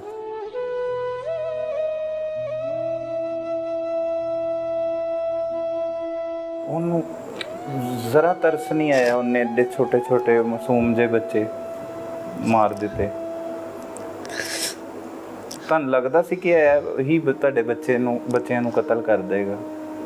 ਨਹੀਂ ਲੱਗਦਾ ਸੀ, ਪਹਿਲੇ ਸ਼ੁਰੂ ਤੋਂ ਲੱਗਦਾ ਸੀ ਕਿ ਕਿਤੇ ਬੱਚਾ ਤੇ ਕੋਈ ਜ਼ੁਲਮ ਨਾ ਕਰੇ, ਲੇਕਿਨ ਜਦੋਂ ਆਉਣਾ ਜਾਣਾ ਸ਼ੁਰੂ ਹੋ ਗਿਆ ਕਿ ਅਸੀਂ ਕਿਹਾ ਨਹੀਂ ਹੁਣ ਨਹੀਂ ਕਰਦਾ ਇਸ ਤਰ੍ਹਾਂ, ਬੱਚਿਆਂ ਨਾਲ ਹਰਕਤ ਨਹੀਂ ਕਰੇਗਾ, ਬੱਚਿਆਂ ਨਾਲ ਪਿਆਰ ਕਰਦਾ। ਬਾਪ ਨੇ ਵੀ ਕਿਹਾ ਕਿ ਵੀ ਚਲੋ ਮੈਂ ਇੰਨੀਆਂ ਦੁਆਵਾਂ ਕਰਦਾ ਰਿਹਾ ਵਾ, ਮੇਰੀ ਵੀ ਦੁਆ ਅੱਗੇ ਲਿਆਈ ਹੈ, ਚਲੋ ਸਹੀ ਹੋ ਗਿਆ ਹੁਣ ਇਹ ਇਸ ਤਰ੍ਹਾਂ ਦੀ ਹਰਕਤ ਨਹੀਂ ਕਰੇਗਾ। ਬਾਕੀ ਪਤਾ ਨਹੀਂ ਕੀ ਉਹਦੇ ਦਿਮਾਗ 'ਚ ਕੀ ਆਇਆ, ਤੋ ਤਾਂ ਹਜੇ ਵੀ ਜ਼ਰਾ ਵੀ ਉਹਦੇ ਚਿਹਰੇ 'ਤੇ ਕੋਈ ਪਰੇਸ਼ਾਨੀ ਨਹੀਂ ਹੈਗੀ ਕਿ ਜ਼ਰਾ ਵੀ ਕੋਈ ਹੁੰਦਾ ਨਾ ਕਿ ਬੰਦਾ ਥੋੜ੍ਹਾ ਜਿਹਾ ਪਛਤਾਵਾ, ਥੋੜ੍ਹਾ ਜਿਹਾ ਜ਼ਿਆਦਾ ਨਹੀਂ, ਥੋੜ੍ਹਾ ਜਿਹਾ ਵੀ ਪਛਤਾਵਾ, ਉਹਦੇ 'ਚ ਕੋਈ ਪਛਤਾਵਾ ਵੀ ਨਹੀਂ ਹੈ। ਜਿਸ ਤਰ੍ਹਾਂ ਨੇ ਮੇਰੇ ਬੱਚੇ ਮਾਰੇ ਨੇ, ਮੇਰੇ ਬੱਚਿਆਂ ਨੇ ਕੋਈ ਆਸਾਨ ਮੌਤ ਨਹੀਂ ਦਿੱਤੀ ਨੇ ਮੇਰੇ ਬੱਚਿਆਂ ਨੂੰ। ਮੇਰੇ ਬੱਚਿਆਂ ਨੂੰ ਨੱਕ 'ਚ ਰੋ, ਕੰਨਾਂ 'ਚ ਰੋ, ਮੂੰਹ 'ਚ ਰੋ, ਫਿਰ ਉੱਤੇ ਟੇਪ ਲੇਟੀ ਹੈ, ਫਿਰ ਹੱਥ ਪੈਰ ਬੰਨੇ ਨੇ, ਫਿਰ ਅਸੀਂ ਉਹਨਾਂ ਗਲੇ ਦਬਾਏ। ਉੱਥੇ ਜਿੱਥੇ ਗਏ ਨੇ ਸਿਆਲਕੋਟ, ਉੱਥੇ ਰੱਸੀਆਂ ਵੀ ਮਿਲੀਆਂ ਨੇ, ਬੋਰੀਆਂ ਵੀ ਮਿਲੀਆਂ ਨੇ, 5 ਬੋਰੀਆਂ ਨੇ ਖਰੀਦੀਆਂ ਅਸੀਂ। ਉਹਨੇ ਨੇ ਪੁੱਛਣਾ ਕਿ 2 ਬੋਰੀਆਂ ਕਿੱਧਰ ਖਰੀਦੀਆਂ ਅਸੀਂ, ਕਿ 3 ਤਾਂ ਬੱਚਿਆਂ ਦੀ ਸੀ, ਬੱਚੇ ਲੈ ਗਏ, ਇਹਨੇ 5 ਬੋਰੀਆਂ ਖਰੀਦੀਆਂ ਅਸੀਂ, 5 ਬੋਰੀਆਂ ਖਰੀਦ ਕੇ ਰੱਖੀਆਂ ਅਸੀਂ। ਇੰਨਾ ਪਤਾ ਲੱਗਾ ਕਿ 5 ਬੋਰੀਆਂ ਸੀ। ਬਾਕੀ ਤਾਂ ਨਹੀਂ, ਮੈਂ ਕਿਹਾ ਮੇਰੇ ਬੱਚੇ ਬੜੇ ਸਾਦਕ ਤੇ ਸਾਬਰ ਵਾਲੇ ਸੀ। ਕਿਵੇਂ ਟਾਈਮ ਗੁਜ਼ਾਰ ਰਹੇ ਹੋ ਬੱਚਿਆਂ ਤੋਂ ਬਗੈਰ? ਮਤਲਬ ਅੱਜ ਵੀ ਇੰਨੇ 6 ਸਾਲ ਗੁਜ਼ਰ ਗਏ, ਕਿਵੇਂ ਗੁਜ਼ਰਿਆ ਟਾਈਮ? ਮੈਂ ਕਿਵੇਂ ਜ਼ਿੰਦਗੀ ਚੱਲ ਰਹੀ ਹੈ? ਇਹ ਮੇਰਾ ਭਾਈ ਹੈ, ਉਹਦੇ ਕੋਲ ਮੈਂ ਰਹਿ ਰਹੀ ਹਾਂ, ਉਹ ਪਰਲਾ, ਉਹਦੇ ਬੱਚੇ ਨੇ ਕੋਲ, ਉਹਦੇ ਬੱਚਿਆਂ ਨਾਲ ਹੱਸ ਖੇਡ ਕੇ ਗੁਜ਼ਾਰਾ ਕਰ ਰਹੀ ਹੈ। ਅਤੇ ਬਾਹਰ ਘਰਾਂ ਦਾ ਕੰਮ ਕਰੀਦਾ, ਕੰਮ ਕਰਕੇ ਆ ਕੇ ਆਪਣੀ ਰੋਟੀ ਪਾਣੀ ਚਲਾਈ ਦੀ, ਖਾ ਪੀ ਰਹੇ ਨੇ ਬਸ ਇੰਝ ਘਰਾਂ ਦੇ ਕੰਮ ਕਰਕੇ ਗੁਜ਼ਾਰਾ ਕਰ ਰਹੇ ਹਾਂ। ਯਾਦ ਤੇ ਨਹੀਂ ਪਿੱਛਾ ਛੱਡਦੀ ਹੋਣੀ ਉਹ ਬੱਚਿਆਂ ਤੇ ਨਹੀਂ ਦੀ? ਛੱਡਦੀ, ਉਹ ਤੇ ਹਰ ਵਕਤ ਯਾਦ ਤੇ ਰਹਿੰਦੀ ਹੈ ਕਿ ਜਦੋਂ ਕੋਈ ਕੰਮ ਮਾਂ ਕਹਿਣ ਵਾਲਾ ਹੋਵੇ ਤੇ ਫਿਰ ਜਦੋਂ ਕੋਈ ਨਾ ਹੋਵੇ ਤੇ ਫਿਰ ਆਲੇ ਦੁਆਲੇ ਦੇ ਵੀ ਸੁਣ ਕੇ, ਮਾਂ ਬੱਚਿਆਂ ਦੀ ਸੁਣ ਕੇ ਬੱਚਿਆਂ ਦਾ, ਤੇ ਉਦੋਂ ਵੀ ਦਿਲ ਭਰ ਆਉਂਦਾ ਕਿ ਵੀ ਇਹਦੇ ਬੱਚੇ ਮਾਂ ਕਹਿ ਰਹੇ ਜਾਂ ਸਾਸ ਕਰ ਰਹੇ ਨੇ, ਤੇ ਮੇਰਾ ਬੱਚਾ ਹੁੰਦਾ ਤੇ ਮੇਰਾ ਸਾਸ ਕਰਦਾ, ਮੇਰਾ ਖਿਆਲ ਕਰਦਾ। ਅੱਜ ਹੁੰਦੇ ਤੇ ਉਹ ਤੁਹਾਡਾ ਸਹਾਰਾ ਹੁੰਦੇ, ਅੱਜ ਉਹ ਬੱਚੇ ਸਹਾਰਾ ਹੁੰਦੇ ਮੇਰੇ ਬੱਚੇ। ਹੁਣ ਮੇਰੇ ਬੱਚੇ ਜਵਾਨ ਹੁੰਦੇ, ਹੁਣ ਤੇ ਮੇਰੇ ਬੱਚੇ ਜਵਾਨ ਹੁੰਦੇ, ਜਿਵੇਂ ਮੈਂ ਦਰ ਧੱਕੇ ਖਾ ਰਹੀ ਹਾਂ, ਕਦੇ ਕਿਸੇ ਦੇ ਬੂਹੇ ਤੇ, ਕਦੇ ਕਿਸੇ ਦੇ ਬੂਹੇ ਤੇ। ਉਹ ਮਾਸੂਮ ਬੱਚਿਆਂ ਨੇ ਇਹਦਾ ਕੀ ਵਿਗਾੜਿਆ ਸੀ? ਉਹ ਕਹਿੰਦਾ ਮੇਰਾ ਵਾਲਦ ਖੋ ਲਿਆ ਸੀ, ਉਹ ਵਕਤ ਨਹੀਂ ਦਿੰਦਾ ਸੀ, ਤੇ ਮੈਂ ਉਹ ਬੱਚਿਆਂ ਦਾ ਝੂਠ ਹੈ, ਇਹ ਸਾਰਾ ਝੂਠ ਹੈ। ਇਹ ਜਿੱਥੇ ਮੈਂ ਰਹਿ ਕੇ ਆਈ ਕਿਰਾਏ ਤੇ, ਉਹ ਵੀ ਸਾਰੇ ਹੀ ਇਹਦੀ ਗਵਾਹੀ ਦੇਣਗੇ। ਵਾਲੇ ਦਿਨ ਸਿਰਫ ਆਉਂਦਾ ਸੀ ਹਫਤੇ ਵਾਲੇ ਦਿਨ, ਹਫਤੇ ਦੀ ਸ਼ਾਮ ਨੂੰ ਆਉਂਦਾ ਸੀ, ਰਾਤ ਰਹਿੰਦਾ ਸੀ, ਸਵੇਰ ਤਵਾਰ ਹੁੰਦਾ ਸੀ, ਤਵਾਰ ਦੀ ਸ਼ਾਮ ਨੂੰ ਫਿਰ ਇਹਨਾਂ ਕੋਲ ਚਲਾ ਜਾਂਦਾ ਸੀ। ਕਹਿੰਦਾ ਸੀ ਕਾਕਾ ਕੰਮ ਤੇ ਹੁੰਦਾ ਸਿਆਲਕੋਟ, ਤੇ ਇਹਨੂੰ ਕਾਕਾ ਕਹਿੰਦੇ ਨੇ? ਹਾਂਜੀ, ਇਹਨੂੰ ਕਾਕਾ ਕਹਿੰਦੇ ਸੀ। ਅੱਛਾ। ਉਹ ਕੰਮ ਤੇ ਹੁੰਦਾ ਤੇ ਇਹਨੂੰ ਨਾ ਤੁਸੀਂ 2 ਬੀਬੀਆਂ ਘਰ ਕੱਲੀਆਂ ਹੁੰਦੀਆਂ ਨੇ, ਏਡੇ ਵੱਡੇ ਘਰ 'ਚ ਰਹਿੰਦੀਆਂ ਨੇ ਤੇ ਕੱਲੀਆਂ ਹੁੰਦੀਆਂ ਨੇ, ਤੇ ਮੈਂ ਉਹਨਾਂ ਦੇ ਕੋਲ ਹੀ ਰਹਿਣਾ ਕਰਨਾ। ਤੇ ਮੈਂ ਕਿਹਾ ਠੀਕ ਹੈ, ਤੇ ਮੈਂ ਕਿਹਾ ਮੇਰੇ ਕੋਲ ਰਹਿ। ਕਹਿੰਦਾ ਤੇਰੇ ਕੋਲ 3 ਸ਼ੇਰ ਹੈ ਨੇ ਨਾ, ਤੂੰ ਆਪਣੇ ਸ਼ੇਰਾਂ ਦੇ ਕੋਲ ਰਹਿ, ਤੈਨੂੰ ਕਾਹਦਾ ਡਰ? ਮੈਂ ਕਿਹਾ ਠੀਕ ਹੈ। ਉਹਨੇ ਸਿਰਫ ਹਫਤੇ ਬਾਅਦ ਹੀ ਆਉਂਦਾ ਹੁੰਦਾ ਸੀ। ਮੇਰੇ ਤਾਂ ਬੱਚੇ ਆਪ ਖੁਦ ਕਹਿ ਦਿੰਦੇ ਹੁੰਦੇ ਸੀ, ਇਹ 2 ਦਿਨ ਵੀ ਆ ਕੇ ਰਹਿੰਦਾ ਸੀ, ਮਾਮਾ ਪਾਪਾ ਨੇ ਕਬ ਜਾਣਾ ਘਰ, ਪਾਪਾ ਨੇ ਕਬ ਜਾਣਾ। ਉਹ ਖੁਦ ਬੱਚੇ ਮੇਰੇ ਵੀ ਤੰਗ ਆ ਜਾਂਦੇ, ਉਹਦਾ ਆਪ ਉਹਨਾਂ ਦੇ ਕੋਲ ਹੀ ਜ਼ਿਆਦਾਤਰ ਤਾਂ ਉਹਨਾਂ ਕੋਲ ਰਹਿੰਦਾ। ਜੇ ਮੇਰੇ ਬੱਚੇ ਕੋਲ ਰਹਿੰਦਾ, ਮੇਰੇ ਬੱਚੇ ਇੰਨੀ ਗੱਲ ਕਹਿੰਦੇ ਕਿ ਪਾਪਾ ਕਿਉਂ ਨਹੀਂ ਜਾ ਰਿਹਾ। ਮੇਰੇ ਬੱਚਿਆਂ ਕੋਲ ਤਾਂ ਰਹਿੰਦਾ ਹੀ ਨਹੀਂ ਸੀ, ਰਹਿੰਦਾ ਇਹਨਾਂ ਕੋਲ ਸੀ ਜਾ ਕੇ। ਇਹ ਜਿਸ ਦਿਨ ਆਇਆ, ਕੰਮ ਛੱਡ ਕੇ ਆਇਆ, ਇਹਨੇ ਕਿਹਾ ਹੁਣ ਕਾਕਾ ਆ ਗਿਆ, ਹੁਣ ਉਹ ਇਹ ਹਰੂਨ ਆ ਗਿਆ, ਹੁਣ ਉੱਥੇ ਹੀ ਰਹੇਗਾ ਉਹਨਾਂ ਦੇ ਕੋਲ, ਮੈਂ ਹੁਣ ਤੁਹਾਡੇ ਕੋਲ ਰਵਾਂਗਾ। ਜਿਸ ਦਿਨ ਬੱਚੇ ਲਗਿਆ, ਉਸੇ ਦਿਨ ਹੀ ਆਇਆ, ਦੂਸਰੇ ਦਿਨ ਹੀ ਬੱਚੇ ਲੈ ਕੇ ਚਲੇ ਗਏ, ਕੰਮ ਛੱਡ ਕੇ ਆਪਣਾ ਤਾਂ ਸਿਆਲਕੋਟ ਆਇਆ, ਦੂਸਰੇ ਦਿਨ ਹੀ ਬੱਚੇ ਲੈ ਗਏ। ਬੱਚੇ ਲੈ ਗਏ। ਬੜਾ ਵੱਡਾ ਜ਼ੁਲਮ ਹੋ ਗਿਆ। ਕੀ ਮੁਤਾਲਬਾ ਕਰੋਗੇ, ਕੀ ਹੋਣਾ ਚਾਹੀਦਾ ਇਸ ਮੁਲਜ਼ਮ ਦੇ ਨਾਲ? ਇਸ ਮੁਲਜ਼ਮ ਦਾ ਇਹ ਹੋਣਾ ਚਾਹੀਦਾ ਕਿ ਇਹਨੂੰ ਜਿੰਨੀ ਵੀ ਹੋ ਸਕਦਾ ਨਾ, ਮੈਂ ਤਾਂ ਹਕੂਮਤ ਅੱਗੇ, ਤੁਹਾਡੇ ਅੱਗੇ, ਪੁਲਿਸ ਵਾਲਿਆਂ ਦੇ ਅੱਗੇ ਇਹੀ ਇਲਤਜਾ ਕਰਾਂਗੇ ਕਿ ਇਹਨੂੰ ਤਾਂ ਸਜ਼ਾਏ ਮੌਤ ਹੋਣੀ ਚਾਹੀਦੀ ਹੈ। ਬਿਲਕੁਲ ਹੋਣੀ ਚਾਹੀਦੀ। ਬਲਕਿ ਇੱਕ ਦਫਾ ਨਹੀਂ 3 ਦਫਾ ਨੇ ਦਿੱਤੇ ਆ, ਤੜਪਾ ਕੇ ਦਿੱਤੇ ਜਾਵੇ ਕਿ ਤੜਪੇ ਹੁਣ ਵੀ ਜਿਵੇਂ ਮਾਰਦੇ ਨੇ ਨਾ ਤਾਂ ਉਹਦੀਆਂ ਚੀਖਾਂ ਨਿਕਲਣ, ਇਹਨੇ ਚੀਖਾਂ ਰਿਕਾਰਡ ਕਰਨ ਕਿ ਕਿਸ ਤਰ੍ਹਾਂ ਚੀਖਦਾ ਪਿਆ, क्योंकि उनके अंदर ना दिल नहीं है।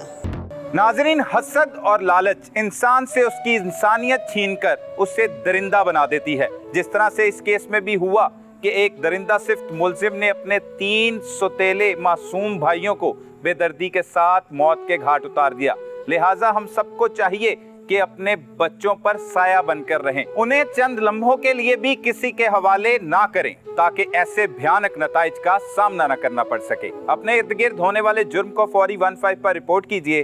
अपने मेजबान सलमान कुरैशी को इजाजत दीजिए। अल्लाह निगहबान।